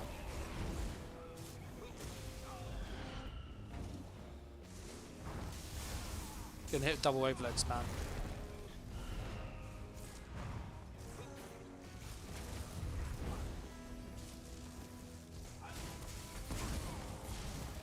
Double curse is nasty. We just get rid of all that. Thank you.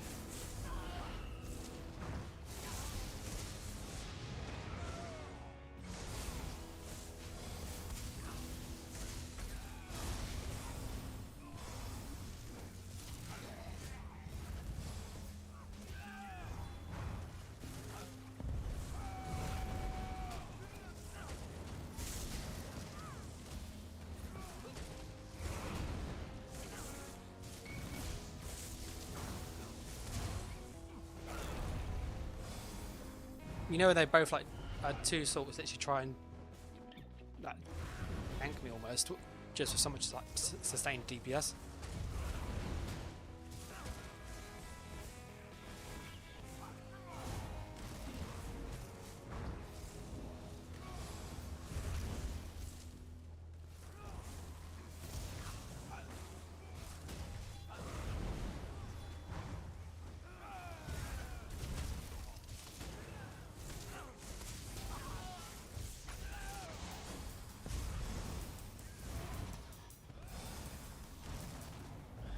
Is it open, yeah?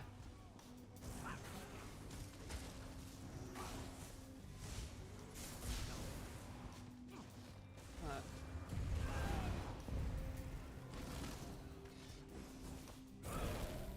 That DK's gonna get himself killed. Those two salts that keep moving around. Frank said he's got the Gazer Sithis, yeah. No, glad that obviously that helped. Where are you, Nath? Alright.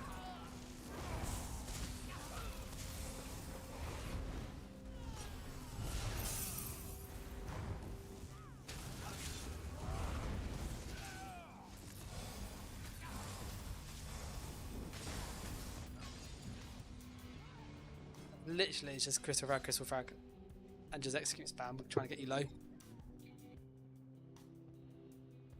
It's insane. Look at the HP pools. 36k, 30k plus the shields, that's like 40k there.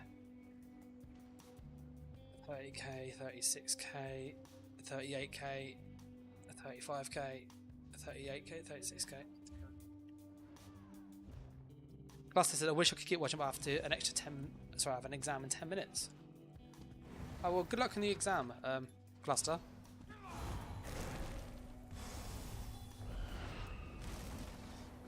And cheers for obviously stopping by. The streams always go onto YouTube afterwards if you want to finish it off. Adrian says, what is the meta subclass for ganking and brawling? That's a good question. Ganking and brawling, for a ganker, you generally want to have nightblade. So you obviously need shadowy disguise. So if we're assuming the base class is nightblade, which is what you'd want, you would need to go and then put on probably... You'd keep your assassination. You either keep the assassination for the hemorrhaging passive and the crit chance, which will help. So that will also give you access to Grim Focus, or it will give you access to Incap. So you would either go Shadow and Incap, so Shadow and Assassination, and then put on something like Dark Magic for Crystal Weapon. There's a lot of...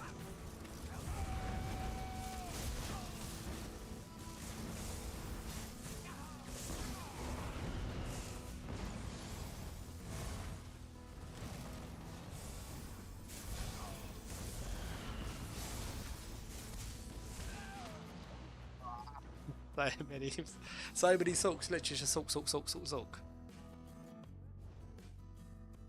Yeah, so I'd probably go with Nightblade and use the Shadow. I personally would drop Assassination and use the Templar. I'm thinking for like a sniper or like a range, but I'd use Dawn's Wrath. So I'd use Shadow, Dawn's Wrath, and then either Dark Magic from Sorcerer, or I would use the Storm Corner from Sorcerer. So you'd either have the option of Overload as your like big hit. You've also got access to your damage buff from there. You also get your armor buff from Storm Calling. So you've got lots of like group stuff there, and you get all your buffs. Crystal Weapon is really hard. There's so many of them.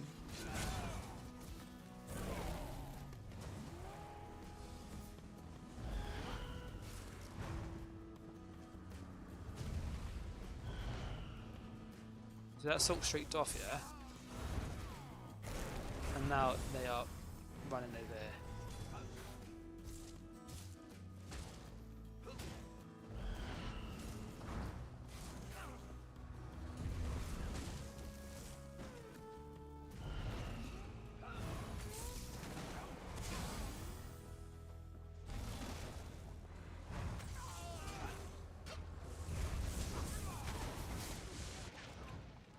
I was really annoyed. I couldn't CC break that. I don't know if you saw. I got hit with the take flight and then went to CC break and just couldn't CC break. Really, really horrible that was.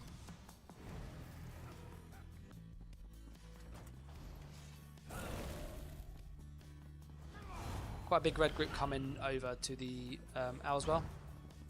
So front door.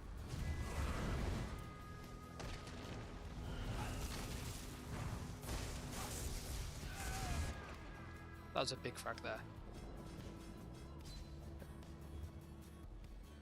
Yeah, fighting two Sulks. This is where like Shimmering Shield's like. Nave's saying in Discord like all he's fighting is Sulks and Nightblades.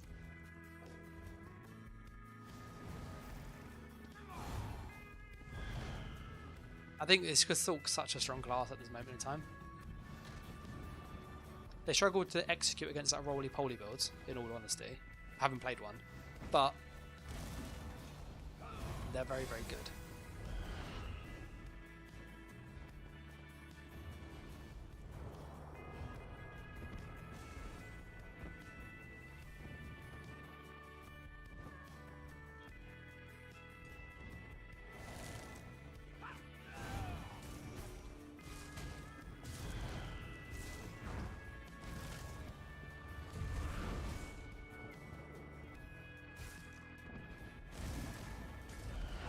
I put on Shimmering Shield out in the end.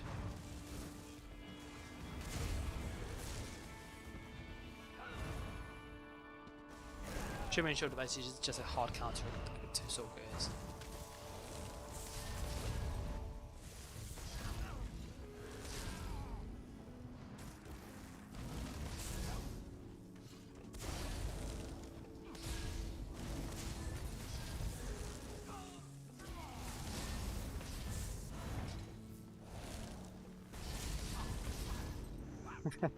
They run off now because they kept trying to spam me with Frag Curse and just duo, but with crystallized slabs you can literally sit there and you're like fine.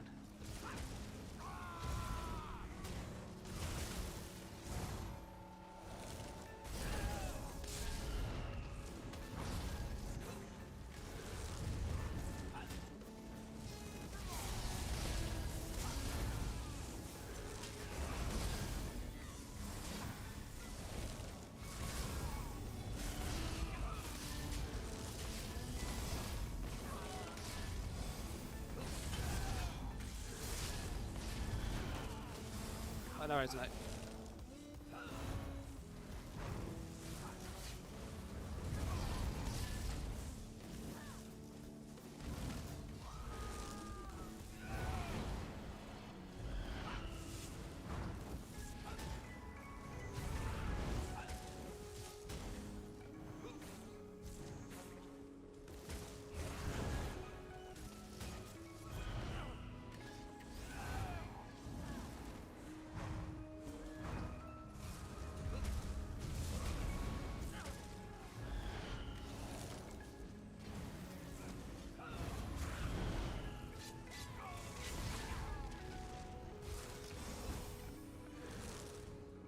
there's so many reds in this keep.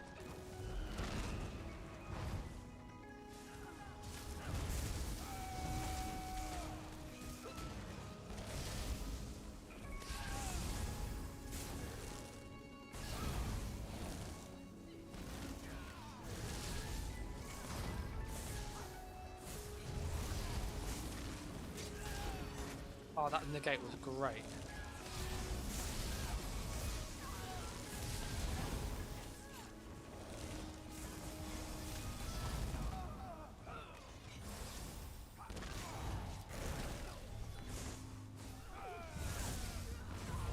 I got rid of one of them and the other guy ran off. He streaked off. Is he coming up?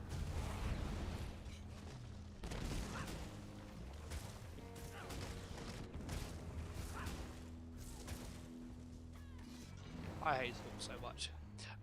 Adrian says maybe DK Warden Necro for brawling. It depends what you want to achieve. If you, the way in which I build my builds, I always kind of focus on a burst skill spammable execute type combo for like your damage. If you don't have an execute, then you then need like a dot. So if you kind of have that mentality in mind, you're probably going to be okay.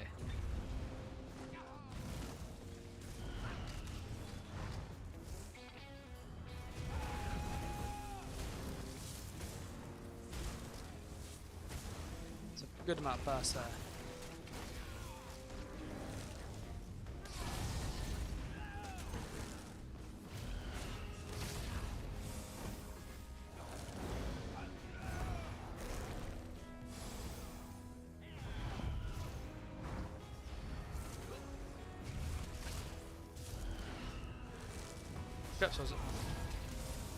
He has a nasty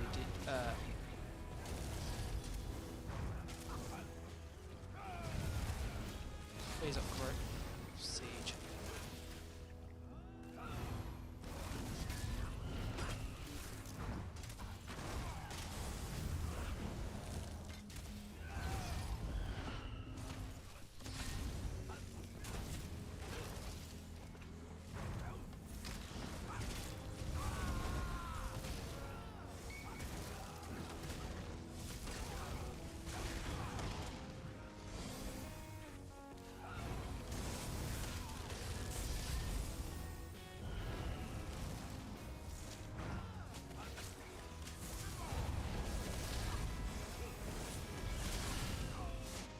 Ah, I fell for full damage.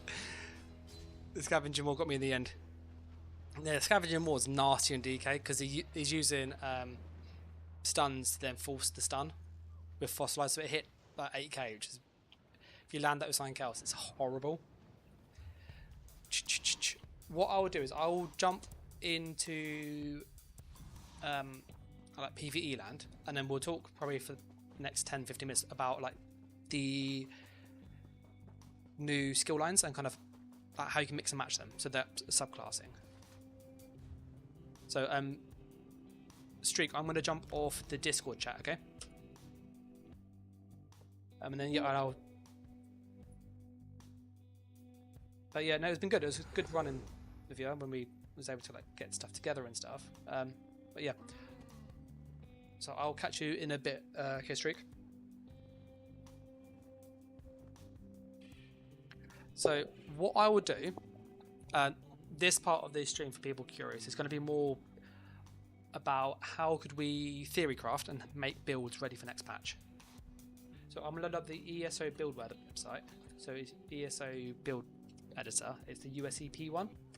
I find this one is typically the better one to use, personally. And then I'm going to kind of show you how I would personally build a class using the new system that's coming, because there's a lot of changes, there's a lot of things to be aware of.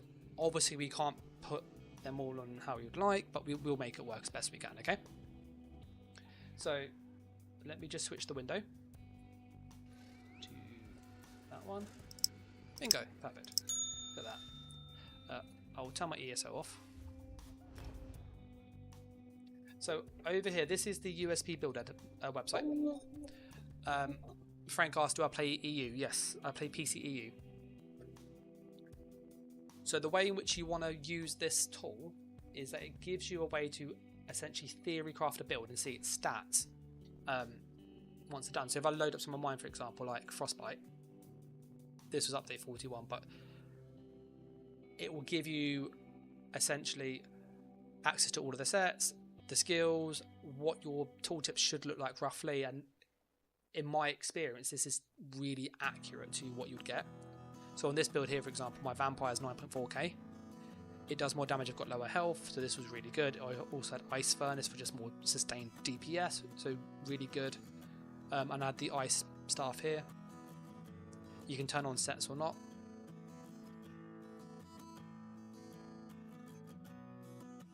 And I was using Destructive Reach, which that's what procced the Winterborn on cooldown. So the Ice Furnace on cooldown. So Adrian asked, how would we build classes going forward? So we're going to start with a blank one. So let's go with something like a Nightblade.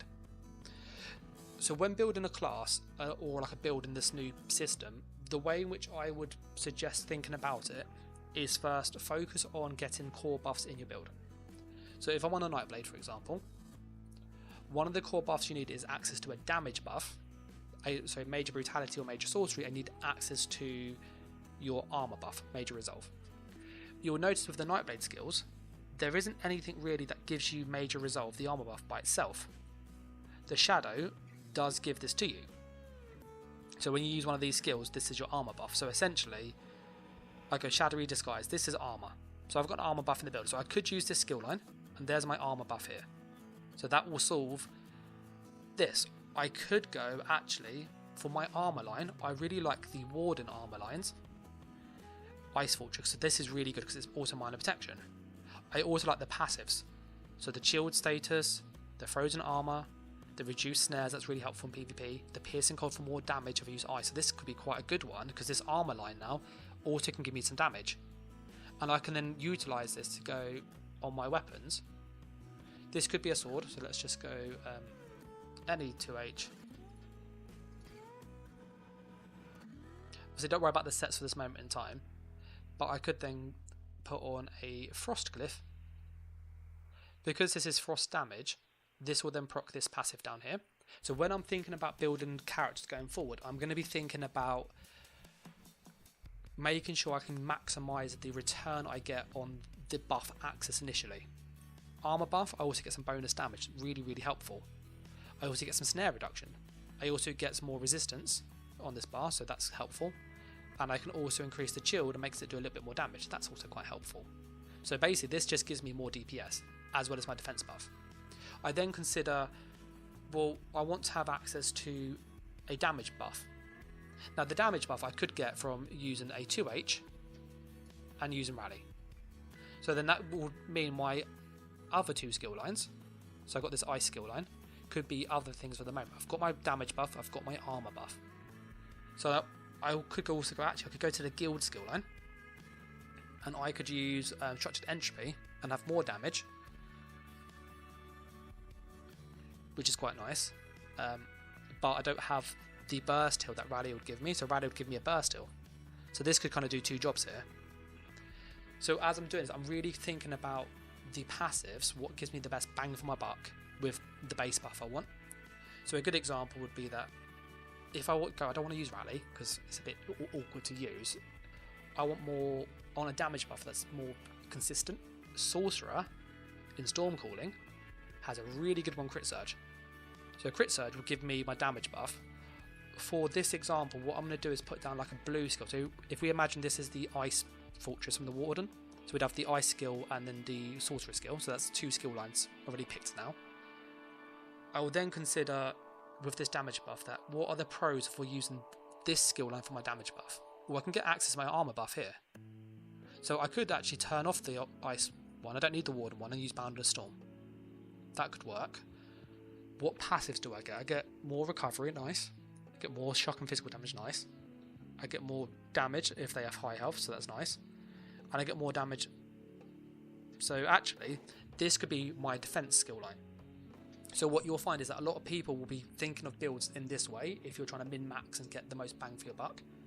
So one of the best defense lines, because you get your damage buff and your armor buff in one skill line, is Stormcalling. This is a really overloaded skill line. You also get Streak, which solves another issue, which you go, I want mobility. So now in this one skill line, I've got armor buff, I've got damage buff and heal over time, I've got stun and movement skill. So this one skill line gives me 3 things that my build would need. In every single build, you always need a burst heal. So we're going to showcase what that could look like by using one of the restoration ones. But this could be a class one, for example. So that's a burst heal there. You also need a heal over time. Most people, in all honesty, use Vigor because it is armor buff, minor resolve, and a heal over time. So it does 2 jobs. You think, well, I've got basically 4 skills at the front and 1 skill in the back spare. For the back bar, I could go and use some snare immunity. That would be quite helpful. Typically, I would use Race Against Time. But I've only used 1 skill line for my class. I've only used the Stormcalling from like class skills. So then I could have a look and see, are there any skills in here, sorry, in the other skill lines for the Sorcerer that give me Major Expedition or gives me snare immunity? Or do I just go and accept that I'm going to use a Race Against Time? Or maybe I won't, maybe I'll just keep a Streak, that could be good enough. So what we're thinking here then is going, well, if I put Race Against Time on here as a stopgap, and then I can check the other skill lines, we go, does Templar have access to snare immunity? No. So that's not going to help there, is it really? So we go, well, if Templar's not going to help us, but it does have cleanse, it's not going to be good enough. So we're not going to use any of the Templars for that snare immunity. Let's see about Warden. Well, Warden has animal companions. Bird of prey. This could be it here. So we're going to show the kind of stuff that we have. This would be the Sorcerer armor buff. We'll then put on... We'll imagine this is the Sorcerer damage buff. And then we will imagine that this is a teleport from the Sorcerer. So we'd have... In our now class, we would have Warden skill line, Animal Companions, because this is a way better skill than the Race Against Time. It also gives us some really nice passives. More crit damage, nice. It also gives us more recovery. It gives us some ult gen. And it also gives us some healing as we do it for a passive boost, as well as a really good burst skill. It also gives us a damage stroke sustain, so this might be better instead of Crit Surge. I'll probably use Crit Surge because it's healing. So then I'd have 1 skill line spare for damage. So I could go, well, I've got my armor buff, I've got my damage buff, I've got my mobility skill here, I've got my snare immunity, I've got burst heal, I've got vigor. I could go, well, the burst heal could be scribing, so that could be like my willed soul. I just need damage now. What skill line gives me the best set of damage? Well, I've got deep fissure, that's my burst skill. So that's going to be quite useful. I just need a spammable, that's decent. I need an execute. And then anything else that I want that's spare, like a flex spot. So then in this situation, I go, well, I would imagine that I'd then probably put on this Templar skill line, because that's a really good execute. Yes, with the Sorcerer one would help. But if we went with Dawn's Wrath, we then could put on Power of the Light.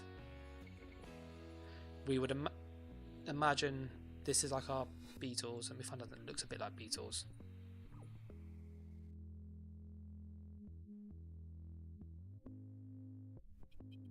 It's kind of like Beetles. And then we'd obviously have a Bird of Prey, which would be like Race Against Time. So we then go, well, we need a spammable, which would be typically a weapon skill. We've got our execute already now, so that fixes that. This is Deep Fissure, we would imagine. Well, the spammable could be Wreck and Blow. The spammable could be Force Pulse, if I'm range. Because I've got Stormcalling, I could have Overload Ultimate here, which is great. I could have Dawnbreaker. I could have the Bear. I could go for the Templar and go, actually, because I've got Dawn, I could have Solar Disturbance. So I'm probably going to use Overload in all honesty, or Dawnbreaker. And so what you'll see very quickly is that the build comes online very, very, very fast with more specialized skills.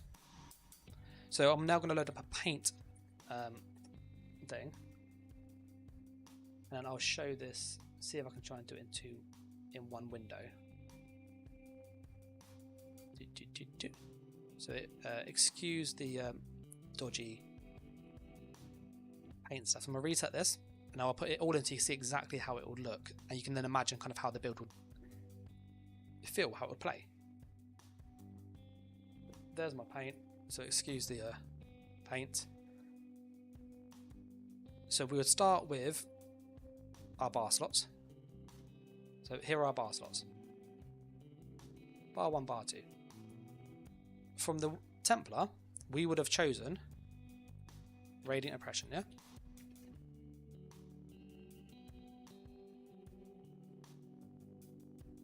I'm trying to open up the image.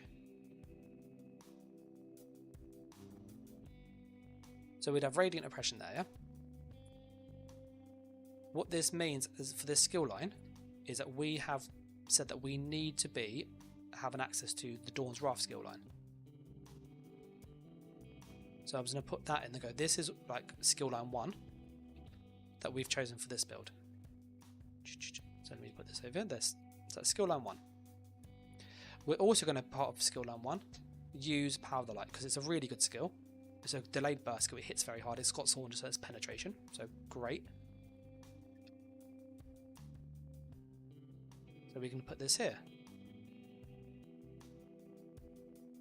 And again, excuse the paint shenanigans.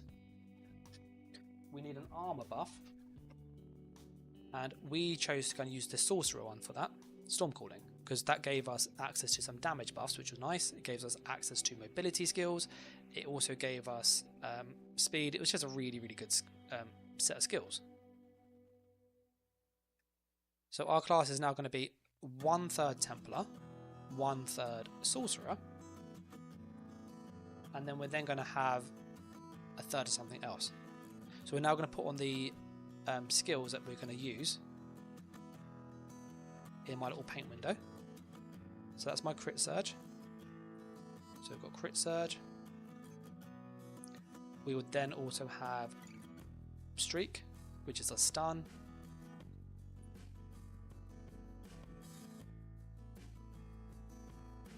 And so what I'm doing is when I'm building the build, I'm thinking about like core buffs. I've got damage buff, I've got mobility skill, I've got burst, I've got execute already. I need an armor buff, so Boundless Storm would be a good armor buff because that's already available for these two options already.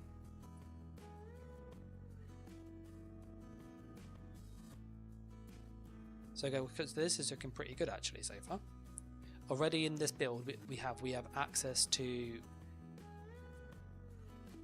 Power of the Light, which is a delayed burst skill. We need a spammable of some kind, which could be scribing. We need a burst heal. So the burst heal, it could just be a scribe skill, which will probably be the easiest way to access this. So we're going to put healing here we are as a burst heal. I'm going to put a little burst heal. So this will be healing soul, yeah? So that's kind of what I'm thinking at the moment with this. We'll make it a little bit bigger for you. I'm then thinking, well, I need to have access to a heal over time. That's going to be Vigor. That's too good not to use. It's really strong. We'll put our Vigor over here. So what we've got here now in this build is we've got armor buff, damage buff, burst heal, heal over time with armor again, so we've got major and minor armor buffs. We've got mobility skill with stun. We've got delayed burst skill. We've got execute already with just these two skill lines. We've only got 3 skills left to use. We need a spammable of some kind. We need snare immunity, which we don't really have snare immunity yet. So what could we do for that? Well, we could use race against time. That's sort of like a good option. But we could use a different class skill. So I'm now thinking, what is this build lacking? It lacks a decent spammable. I either use Willed Soul for my spammable and change this to a class heal. So okay, which class would have a really good heal over time, a really good burst heal that I don't have access to already? Or I might be thinking maybe a big shield instead. So what we're going to do is we're going to think about getting the rest of the things in. So we've got armor buff, we've got damage buff, we've got mobility, we have no snare immunity at the moment. So we're going to see, well, what can give us snare immunity from storm calling? Lightning flood doesn't, bounded storm doesn't, crit doesn't, streak doesn't, so there's no snare immunity there. Does any of the templar skills that we've chosen already give us snare immunity? And so we chose Dawn's Wrath. Nothing really here, so nothing there is going to give us snare immunity, so that's not going to help us either. So at this point I'm going, well, I either go to Rally, go to Race Against Time, or I go to the Warden, which I know has access to Bird of Prey. Bird of Prey is really good because it gives you the movement skill,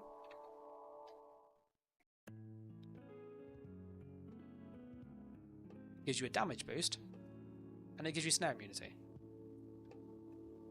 So now we go, we've got our snare immunity, and I will put arrows to this in a moment so you can kind of see where all the buffs are coming from. So that's our snare immunity.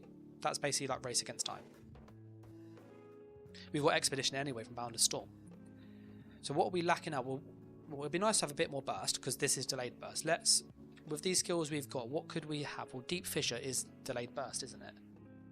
So that will make sense if we want to go for more of a melee spec. Can we get Deep Fissure in? So, yeah, we've got Deep Fissure. Okay, so we've got Deep Fissure, we've got Power of the Light, we've got an Execute. The one thing we're lacking, though, as you can probably see, is we lack a stun. So then one of the things we now need to decide is how do we get the stun in the build? Well, the stun's on streak, so that's actually fixed, but we have to be close to them, which is what we're trying to do. So we probably want to be melee for this build now, because we've got Deep Fissure already. So that makes my weapon choice much simpler, that I'm going to use a two-hander, and I want a spammable, so I'm probably going to use Dizzying Swing, because it sets them off balance, which means I can get the medium stun. I can also snare them with it, which is great, it makes it easy to land consecutive hits. Or I could use Wreck and Blow for more damage. I'm probably going to go with Dizzying Swing, because I have enough damage as it is.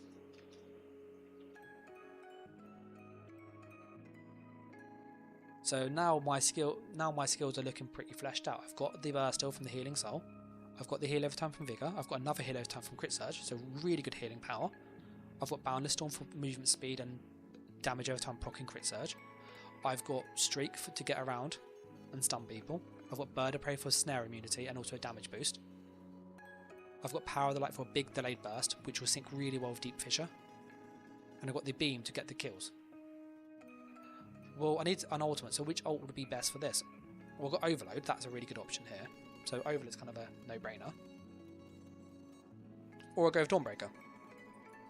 So let's go, and I'm probably going to use Overload to keep with the class identity, somewhat. And I think it would just be like a bit of fun.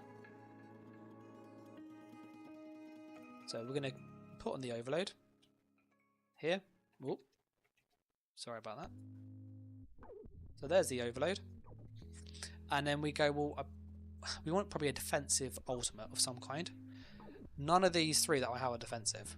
Dawn's Wrath isn't defensive, Overload isn't defensive, and Bear isn't defensive. So my defensive backbar ult, well, I don't have many options now because I have to use a world weapon or something. I'm using 2H, that's not going to help. I could use the Restoration Staff and use Life Giver. Or I could use the Sword and Shield and use Spell Wall because it's cheap, it's very effective. Or I could go with Temporal Guard and get Minor Protection. I'm probably going to use Spell Wall. So what you're seeing quite quickly is that as I'm doing this, I'm thinking about key buffs and kind of how to make the build viable. And I'm thinking about damage ult, defense ult. So if we now look at the buffs we've got here, yeah? Let me put this onto Phil, sorry.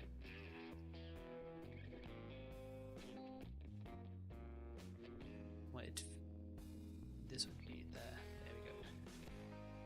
So here we've got Major Resolve.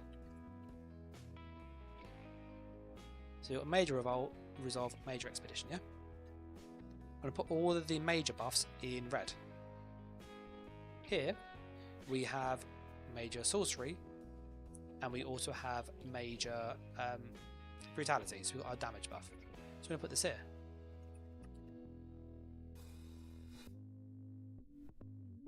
So major sorcery, straight brutality, yeah?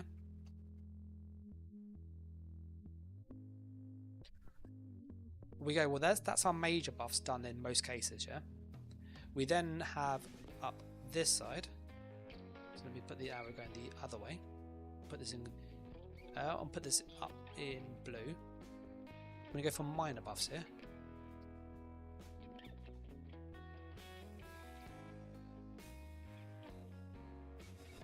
So here we have minor resolve and hot. The burst, the healing soul would have probably major mending on it too. I then will go, well, what about skills? What skills do I have in the build?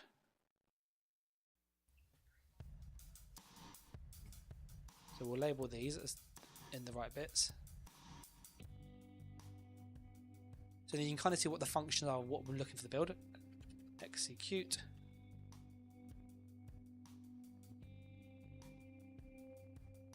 There we go. We've got mobility.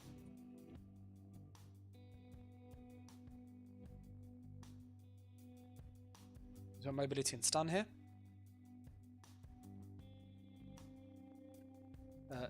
Delay burst. We then have burst plus armor debuff.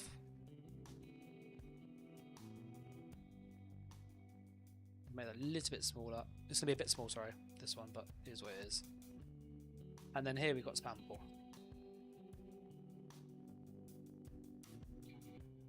So then when you're starting to look at the build, we actually have a lot going for it.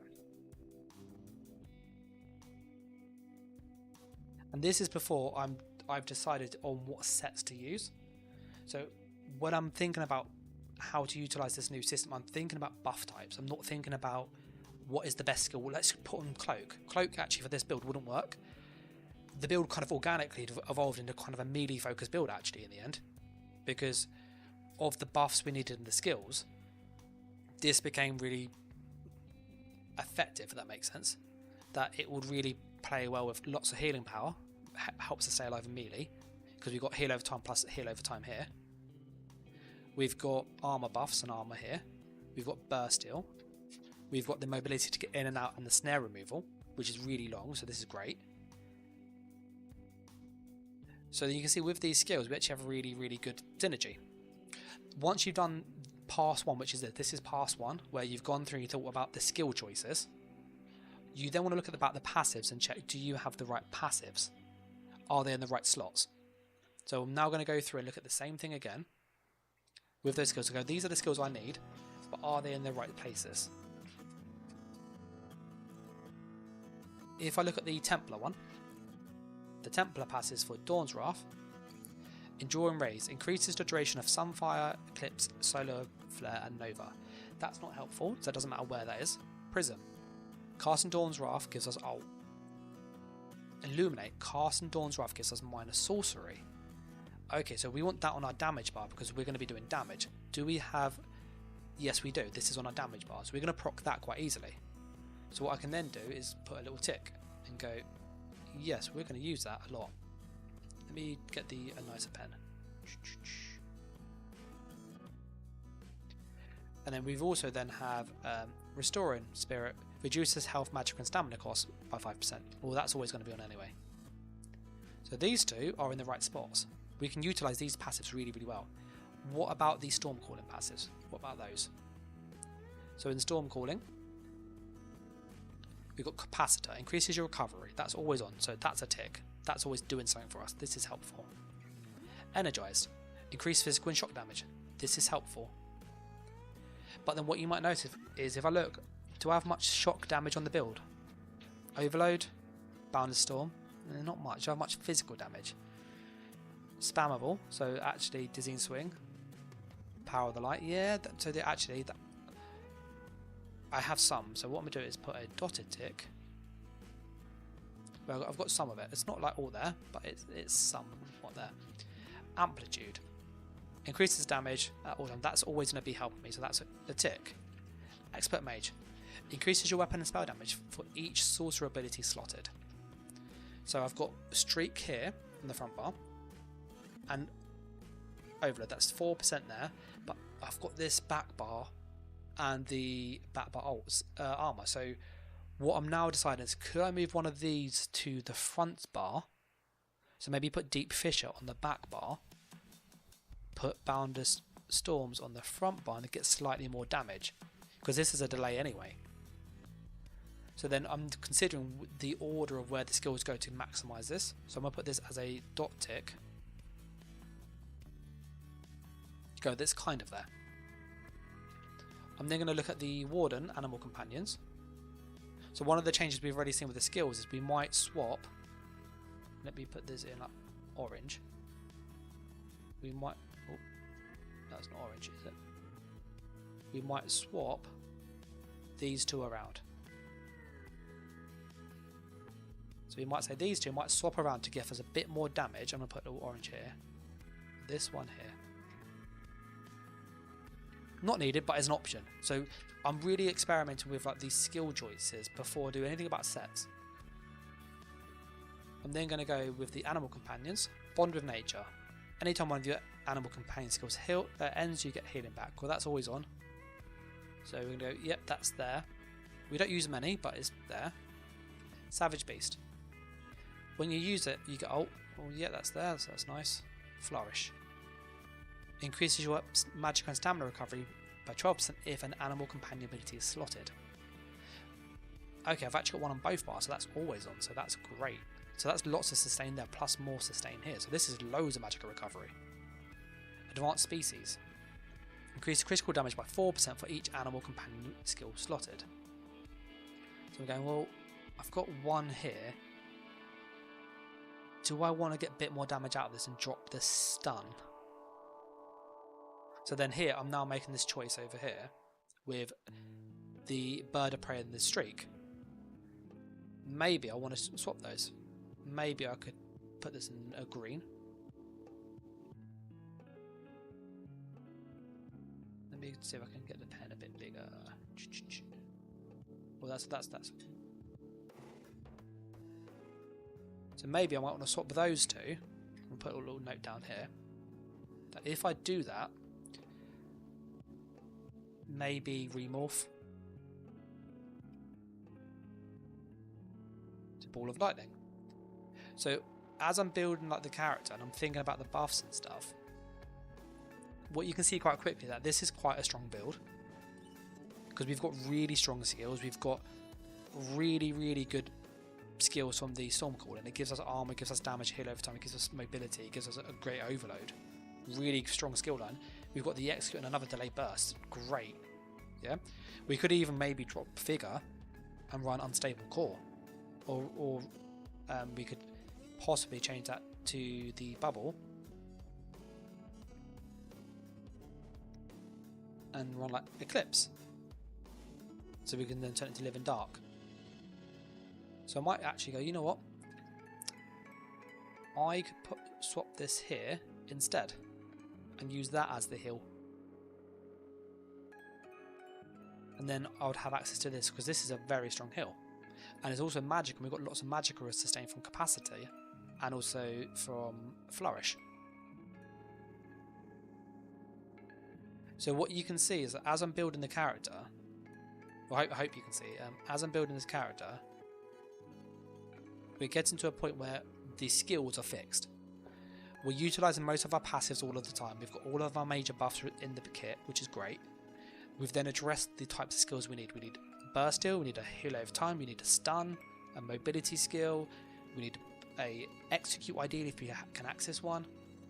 So this would give you a really good idea of what you can kind of do with this new system.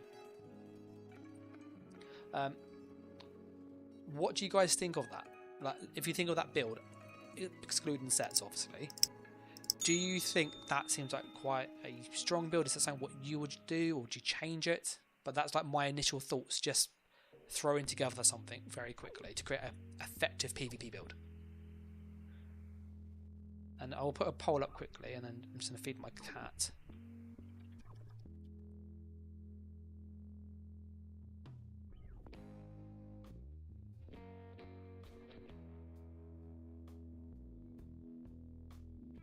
And I'll put a poll up whether you want me to do one more like illustration like this, where I put together the 3 skill lines to make a build that's viable, and whether if you have like a preference of a class. Oh, actually, how would you make like a range build?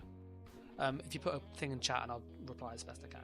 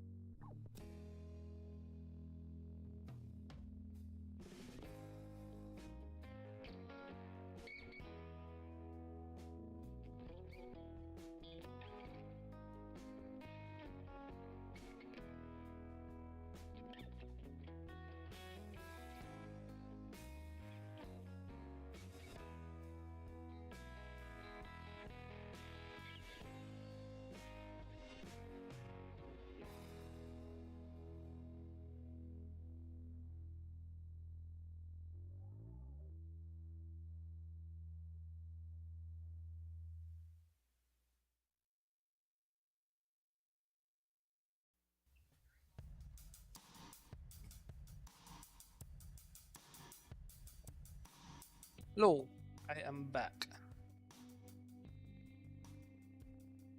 So, we've got that kind of example there. I'll do one more just to look at a dot build, but it just gives people an idea of like what you can do with the system. So I'll put that into my Discord.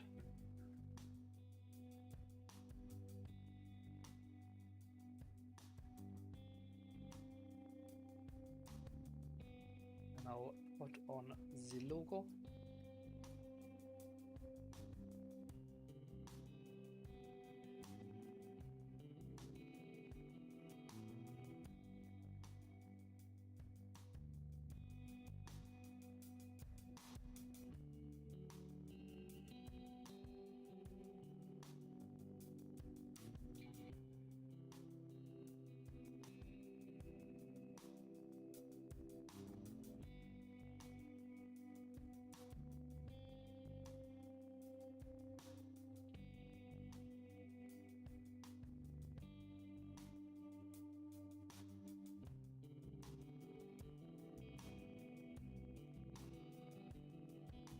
So there, that's an example there, okay? So it gives us an idea of what we could do. So if you've just joined the stream, we're looking at kind of how we could use subclassing to create strong builds.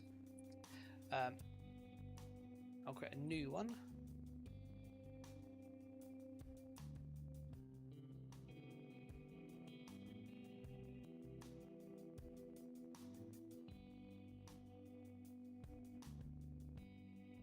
Just change this to be perfect. So we're going to make one more example, so that way you've got a few ideas of what you can do. This time we're going to focus on a dot build, because dot builds historically in PvP have been pretty naff, yeah? So we're going to think about what can we do for dots to make something that's actually viable.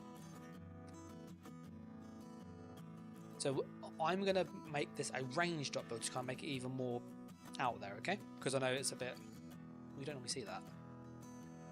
So looking at dots and buffs and things we need. We still need an armor buff, we still need a damage buff. So I'm going to be looking for a skill line that can give me a damage buff and a dot inside it, because it will help me. So I'm having a look at, does the Templar have any damage boosting buffs in their kit? No. Do they have an armor buff that boosts their with a dot inside it? So restoring light, it's got the armor there, but doors no. So I'm going, okay, Templar isn't going to help for that situation there. So I'm going to try Arcanist. Let's see if Arcanist has got a armor buff with a dot inside it. Oh, we've got Runic Embrace. Runic Sunder. Reduces armor as well. So I maybe could use that sort of small dot on it. Got some skills here. Versus Reward. I've got Cruxweaver armor. Not really going to use ults much, so maybe I just increase the armor. So I don't think it gives us a stun. The stun could be quite good at range. It's a 15-meter stun that has a lot of debuffs on them. But yeah, I don't think the Arcanist would help in this situation. So I'm going through and having a look, and I'll show you the decision making that I'm doing.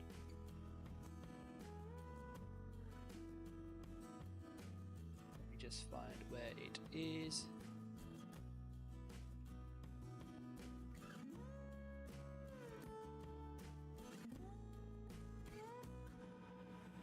I'm just going to switch over so you can see the build editor. So I'm going, well, the Arcanist skills, they don't have a skill line that has an armor buff and also a dot inside that's decent. And then the passives are... okay, so I'm probably going to look maybe elsewhere. Look at Necromancer. The Necromancer has the Grave Lord. So Bone Tyrant. So we've got the armor buff here, but I don't have a dot in there. I don't have a damage buff, so that's not going to help me there. So I'm trying to find a skill line that gives me loads of benefit for what I'm trying to do. So he's done Arcanist. What about Dragon Knight? Has Dragon Knight got an armor buff and a dot inside the same skill line? Well, I've got Volatile Armor, so that could be quite useful because it's got a dot on side that. It's her armor buff. So that's not bad. And I also have Coag. So maybe I could use this, and maybe I could go and do something like this already. So I've got an armor buff. It also can help put up Nightblade's little stealth. What are the passives? Block, not great. Healing, very good. Recovery, mid. Resistance, decent. So the healing's very good. This is a really good passive. So actually, this could be quite a good starting base to work from. So Dragon Knight might be a good base to go from. Sorcerer, we know Sorcerer is very good. Stormcalling is amazing. This is just a very good skill line. It's heals, it's everything you need. So that's like going to be a go-to for most people. The Warden, does the Warden have any dot, any range dot in their kit? Armor, no range dot here. So the options that we have then for that kind of what we need for those two things is either DK, because it gives us a burst, or Sorcerer. In this case, in all honesty, Sorcerer was the strongest choice, because we can put Bound Storm here, and we can also put Crit Surge. This gives us our armor buff with a small dot. It gives us a movement skill, and it also gives us Crit Surge, which is heal over time, and our damage boost. So it solves two problems instantly.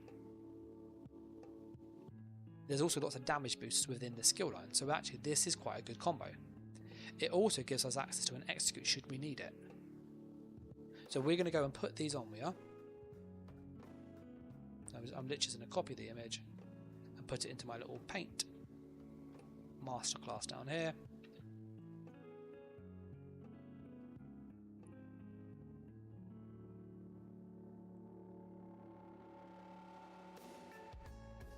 Okay, so we've solved two problems already. We've got armor and damage buff sorted now, that's great.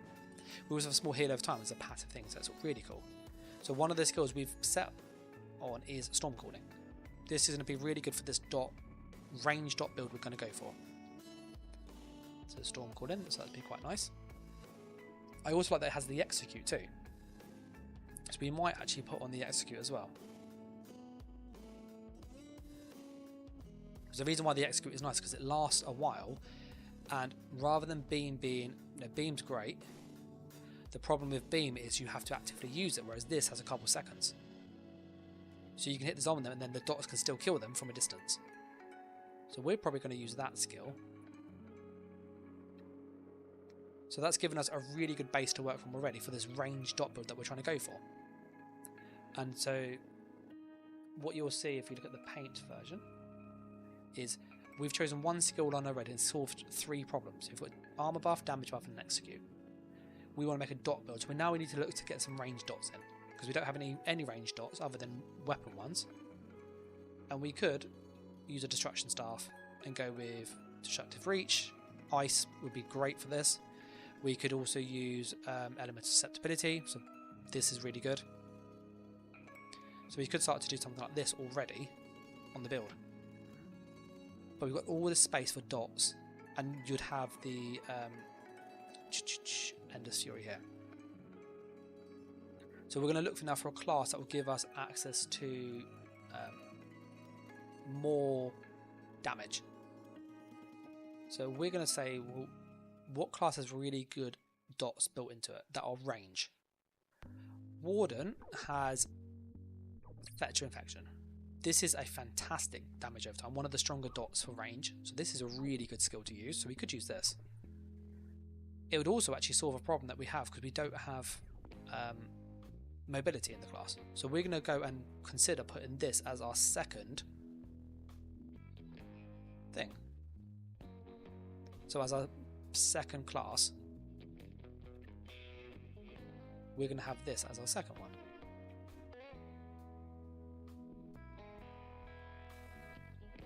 And then we're going to put these skills that we're going to now use into the template that I'm doing. And I know it's in paint, I know it's like a bit messy, but it is what it is.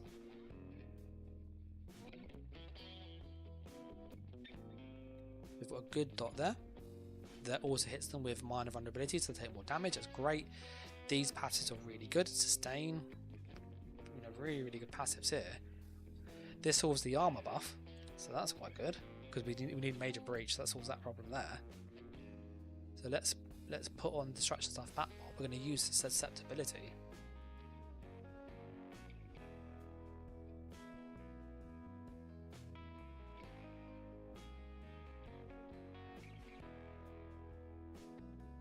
And we're going to probably use destructive reach because it's a really good, especially on an ice staff. Hits really, really hard. If you change this to an ice staff, you'll get a good tooltip.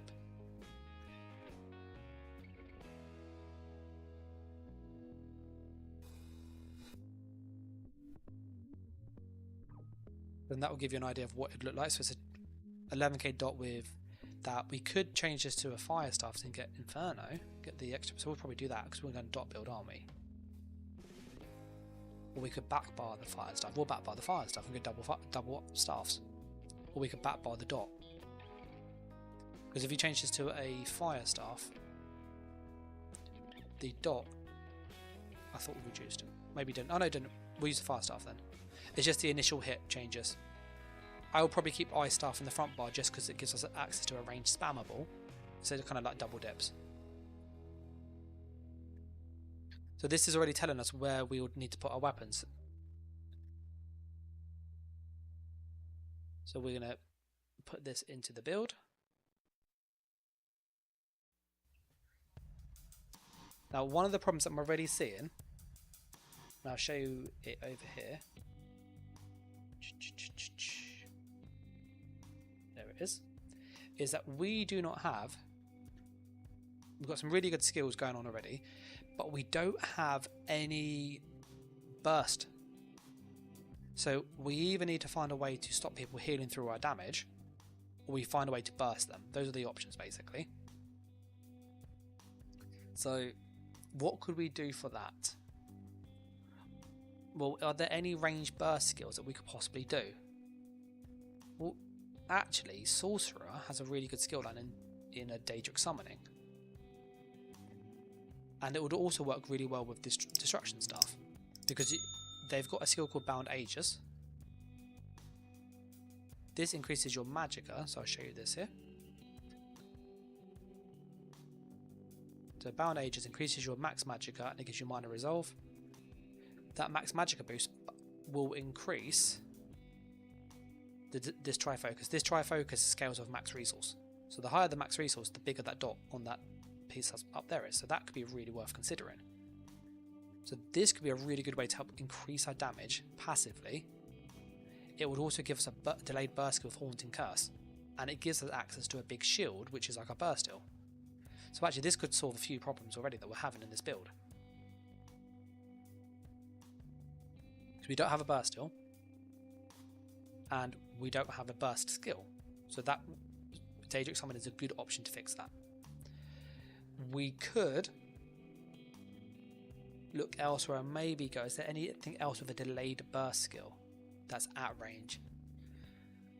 Well, the Nightblade does have Merciless Resolve, and that hits really, really hard. So we could just be light attacking whilst we're doing the dots and then put a big burst hit. What about the passives? Pen? Not bad. Sustain is not going to help there. Crit chance. Hemorrhage, some more crit damage, so that could be nice. The other ones though don't really help us. So we go, perhaps, maybe, Nightblade doesn't give us the burst that we need. Templar has Power of the Light, but that doesn't fill up quick enough with dots. So the problem is we won't be able to charge this fast enough, and it won't hit hard enough. And we've got an Execute already, so we probably don't need this. Yes, there's a dot here, which is really good. It's a good dot. So actually, maybe we're going to check the Arcanist, and this is what you want to be doing when you get into the system, thinking about what gaps you lack, how could you fix those gaps. So we're looking for a burst skill. Is there any burst skill here? That's not a burst skill, that's a burst skill, but you have to be melee, that's not going to work with range build that we're trying to do. That's not going to work, that's not going to work. So actually, Arcanist is out of the question. Like Dragonite. Does Dragonite have a burst skill that's ranged? No, it doesn't. So we're probably down to Nightblade and down to Sorcerer. For ease of play, I'm probably going to go Sorcerer for this build, because we've got Haunting Curse. This is fantastic. So we're going to put on Haunting Curse and be a Sorcerer. And so as we're doing this, we're starting to get a feel for where the build will shine, or not.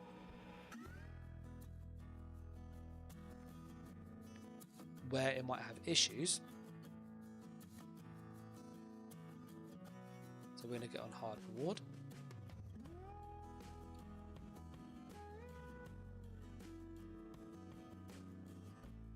And Bound Aegis, because that's just a passive damage boost. Gives us more defense, which is great.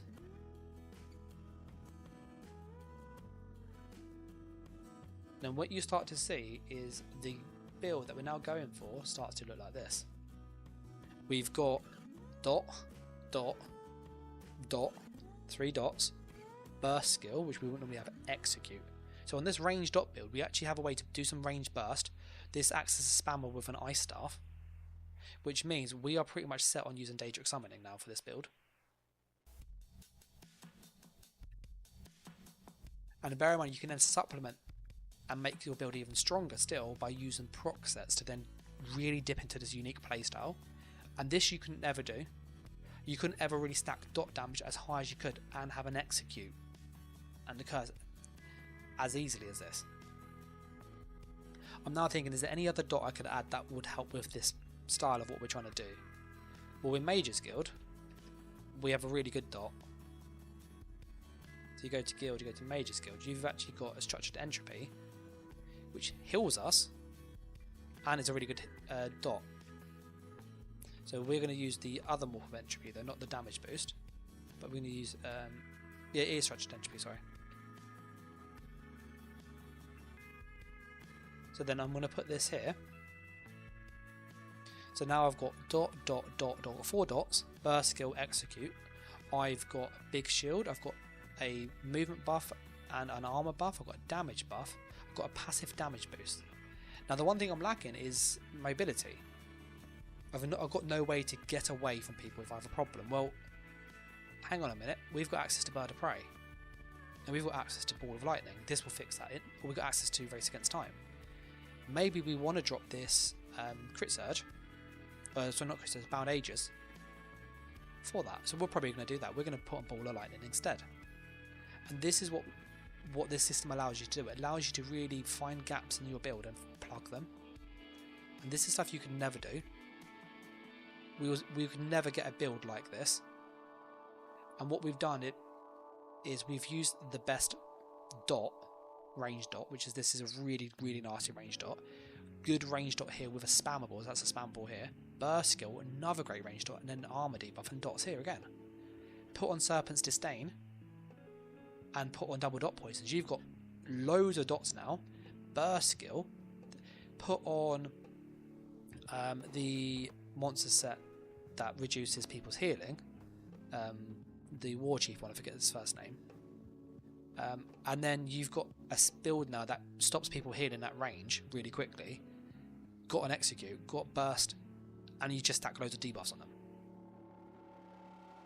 And then what's also nice is that you also have loads of Sustain because of the passives. Sustain, that's always on. Sustain, that's on up here, so we'll Sustain here, that's nice. So we now have a choice of ultimate. Well, if we're attacking at range, Overload is a great ult because there's not any cheap ults and there's no dot ranged ults.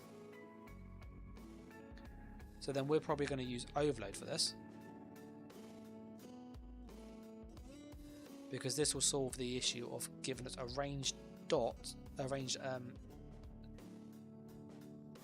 ultimate that we can use. It's cheap, it hits hard. Now we need to find a way to kind of keep ourselves alive.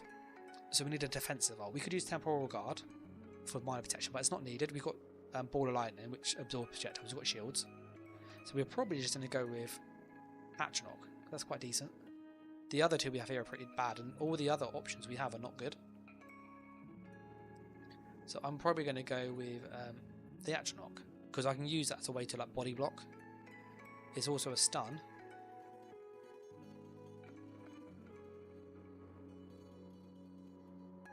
And then so what we now have is this is now the build that we're going to go with.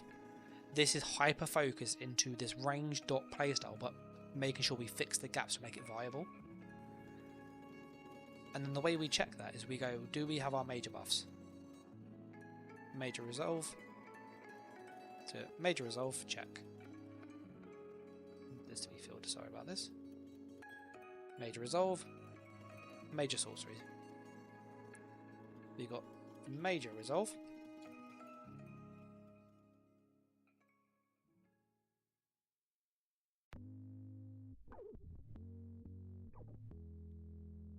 Major resolve. Then we have major sorcery. That's our damage boost. So that's nice. So we've got armor buff, we've got damage boost. Do we have any burst heal in this build? Well, we've got the shield, which is basically the burst heal for this build. So the idea is that we would essentially put the shield on and hit dots on people and just leave them and let the dots do the work. So we could then go, well, do we have a debuff? So let's put the debuffs in orange. We'll go green this time. So do we have breach? Yeah, we do. We actually have major breach. Great.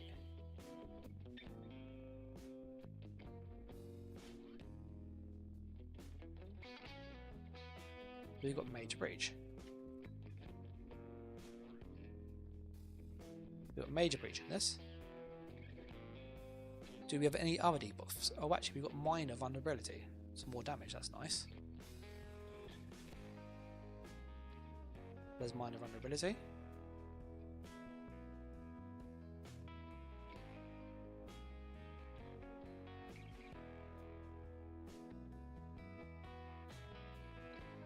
We then have spammable, so I'm just going to go with like grey arrows, just like core functions. So here we've got spammable and dot, so that's spammable.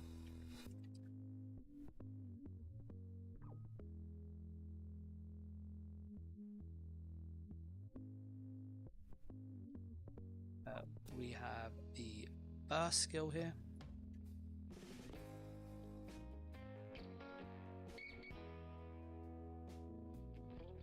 we have the execute here.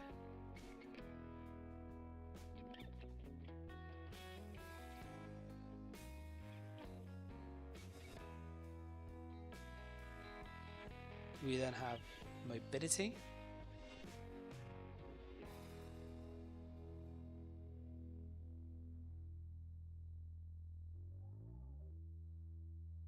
Escape tool.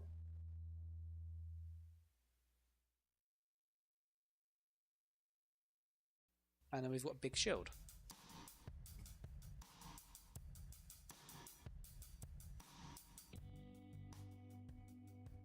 There's our burst, still strike shield. And then we have just a dot again.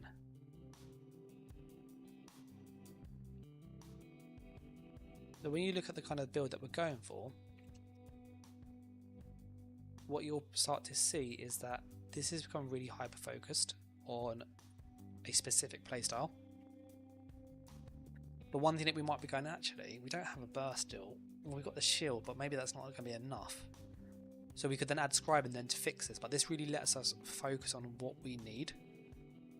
And so I then do a second pass where I double check, do the passives will give me benefit. And this is really nice and easy to do, because what you can do is you can go on to here, and then you literally count, is the passive doing you something. So for the sorcerer, we've got storm calling.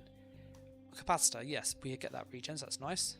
So we can tick that. Okay, yep, we get the capacitor, awesome. Energize. Increase physical and shock damage. Well, yep, because we've got some shock damage in this. We've got some physical. It's not a lot, so I'm going to put a little dot, so we don't get loads of benefit from that passive, but we get some. Amplitude. The more health they have, the more damage we do. But yes, that's going to be helpful. That will help to get them low for the execute. That's actually quite helpful. Expert Mage. The more sorcerer skills we slot, the more damage we do. So actually, we've got a sorcerer. We've got 3 sorcerer skills on the front bar and 3 on the back. 4 actually, 5.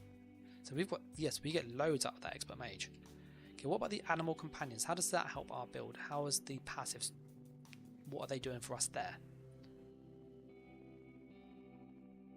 So we've got Bond with Nature. When we use the skill, we get some small healing back. We're not going to get much healing out of this, so that's going to be just like a bit of a little bit. Savage Beast. That's just ult gem. We'll get that because we'll be using this often. Flourish, Sustain. We always get that. Advanced Species. We get one of that, so we're going to put a dot. It's not a lot of crit damage, but it's something. And then we've got Daedric Summoning as our last option.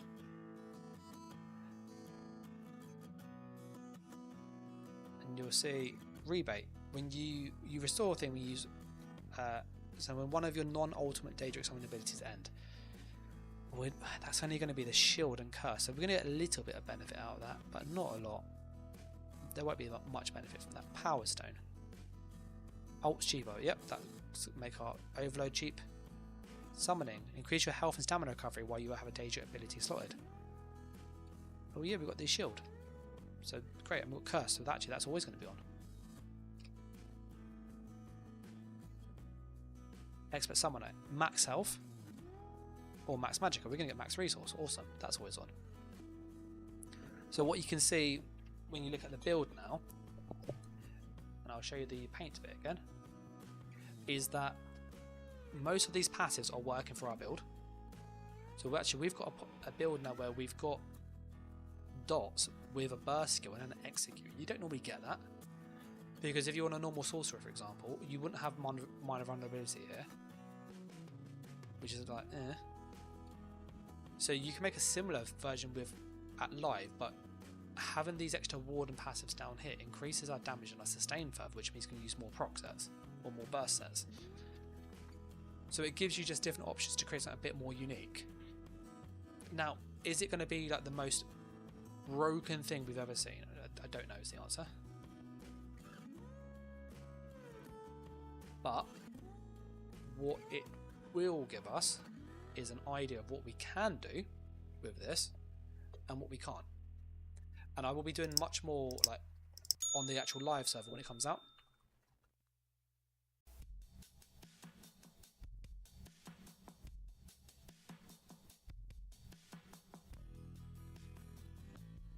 So I'm going to just increase the size of this.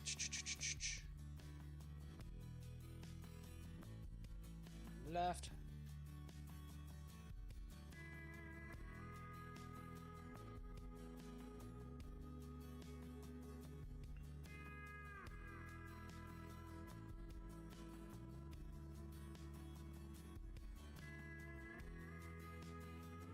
So that is what we're trying to do. And I'd say that actually with this system we've been able to get something a bit more different to what we'd normally have, because we're now benefiting much more. Whereas if we compared it to, if we tried to make this as a pure sorcerer, for example, let's focus on the, if we look at dark magic, because this will be the other one we'd have, we don't use any of these. Unholy knowledge doesn't give us damage. Blood magic doesn't give us anything. Persistence doesn't really help us. Exploitation, it gives us a bit of crit chance, that's it. So what we're trading is that crit chance,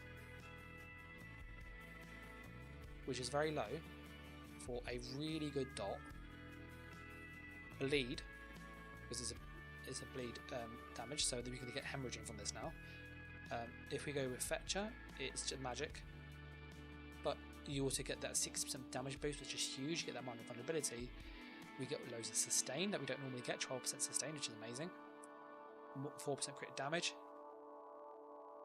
and some alt gen.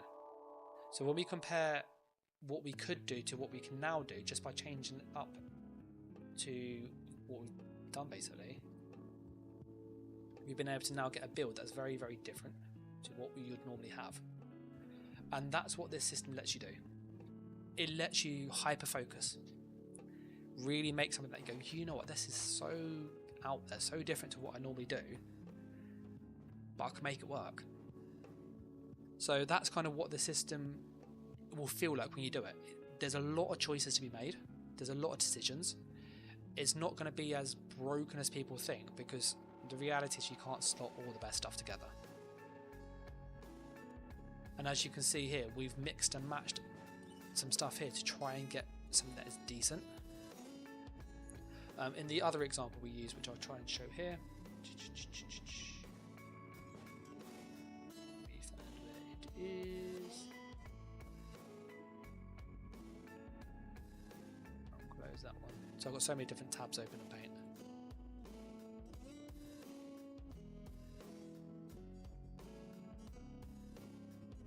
We've got that one, or we have this one. That's the same one.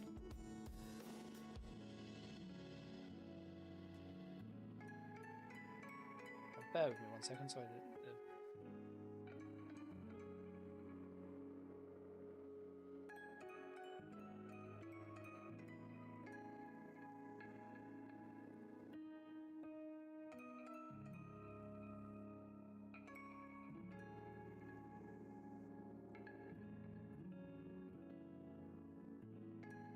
Okay, apologies for that. So I've just renamed the windows. It's a bit easier to see. This was the other option we came up with a more of a melee burst build. So this was something that was really cool. I really like the look of this. You've got your movement skill, damage buff, stun, execute, delayed burst, burst again, dizzy and swing. Scribing is fixing a bit of this. So you've got the spell wall. All of the yachts are pretty much doing something for us. All the passive, sorry. You could change Vigor to Live in Dark if you wanted to have a Templar heal there. So it really gives you a good idea of what you can do with this. So I hope people obviously get a feel for it. Will it be broken? Probably. You know, I'd like to break stuff, I'm not going to lie. My gut feeling seeing that, I'm like, that's pretty strong. I'm not going to lie. Like that. If I came against that in PvP, I wouldn't be happy. Because the person's going to hit you with Power of the Light whilst Deep Fish is ticking, Dizzying Swing, Overload. They could put Dawnbreaker there. If they put Dawnbreaker there, that'd be even nastier. And then when they go to execute you, you roll dodge it typically. It was a beam, you can't roll dodge the beam, it's stupid. So that would be a really, really, really strong build. Just skill wise, it has everything you need to be effective in PvP. Huge amount of delayed burst, more burst than you'd normally have. greater execute than you normally have. So for like basically a Stamden, you just enhance the Stamden playstyle with energy overload, light stacks, or Dawnbreaker, execute beams, delayed burst from power of the light. Just, you know, it's looking pretty tasty. Christopher Shepherd says, what about a Necro Arcanist? The Necro Arcanist, we could mock something up probably. I'll put this here.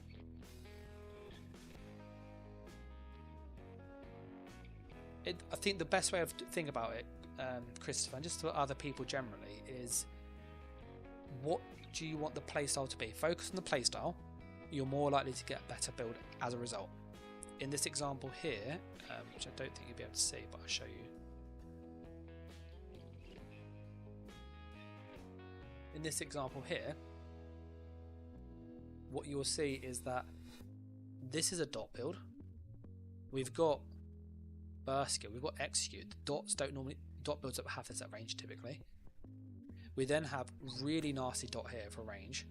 Ice spammable, you then have your heavy, you'd use destruction stuff, ice staff, fire staff, heavy attack, fire staff, huge dot there. This is huge dot, huge dot, huge dot, dots here with the status effects. If you put on Serpent's Disdain, you then make them into dots with double dot poisons. You've got double dot poisons, this dot, this dot, this dot, for 3 dots here. Last, you would have the magic proc from here. You know, and the heavy attack, you'd have like 7-8 dots on them, which are all nasty, plus curse, which curse will get them low enough with your light attack spammable dot to trigger the execute to get a kill. And this vulnerability will be helping strip away their armor and take more damage. Whereas if we try to make that on the live server, as we saw a minute ago, what ends up happening is your dark magic doesn't do anything for you for that kind of build. And so I was able to show that here by looking at the dark magic on the sorcerer. We can't use any of these because they're not really great for like range. Passives are bad, this is bad, this is bad, this is a bit crit chance. So we're literally changing the crit chance, which is very, very minor, for a really good dot that also debuffs the enemy, bonus crit damage, bonus sustain, a little bit of ult gen. It's a significantly better trade. So that's essentially what this system does.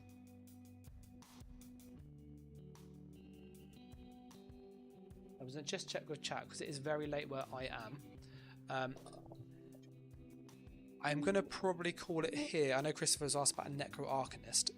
If you're still there, Christopher, or you see this in the future, message me in Discord and I'll have a little think about that. It depends what you're trying to do. If you're trying to do just stack the beam and have a really strong Fate Carver, that isn't too difficult to set up quickly, which I'll do a rough mock-up.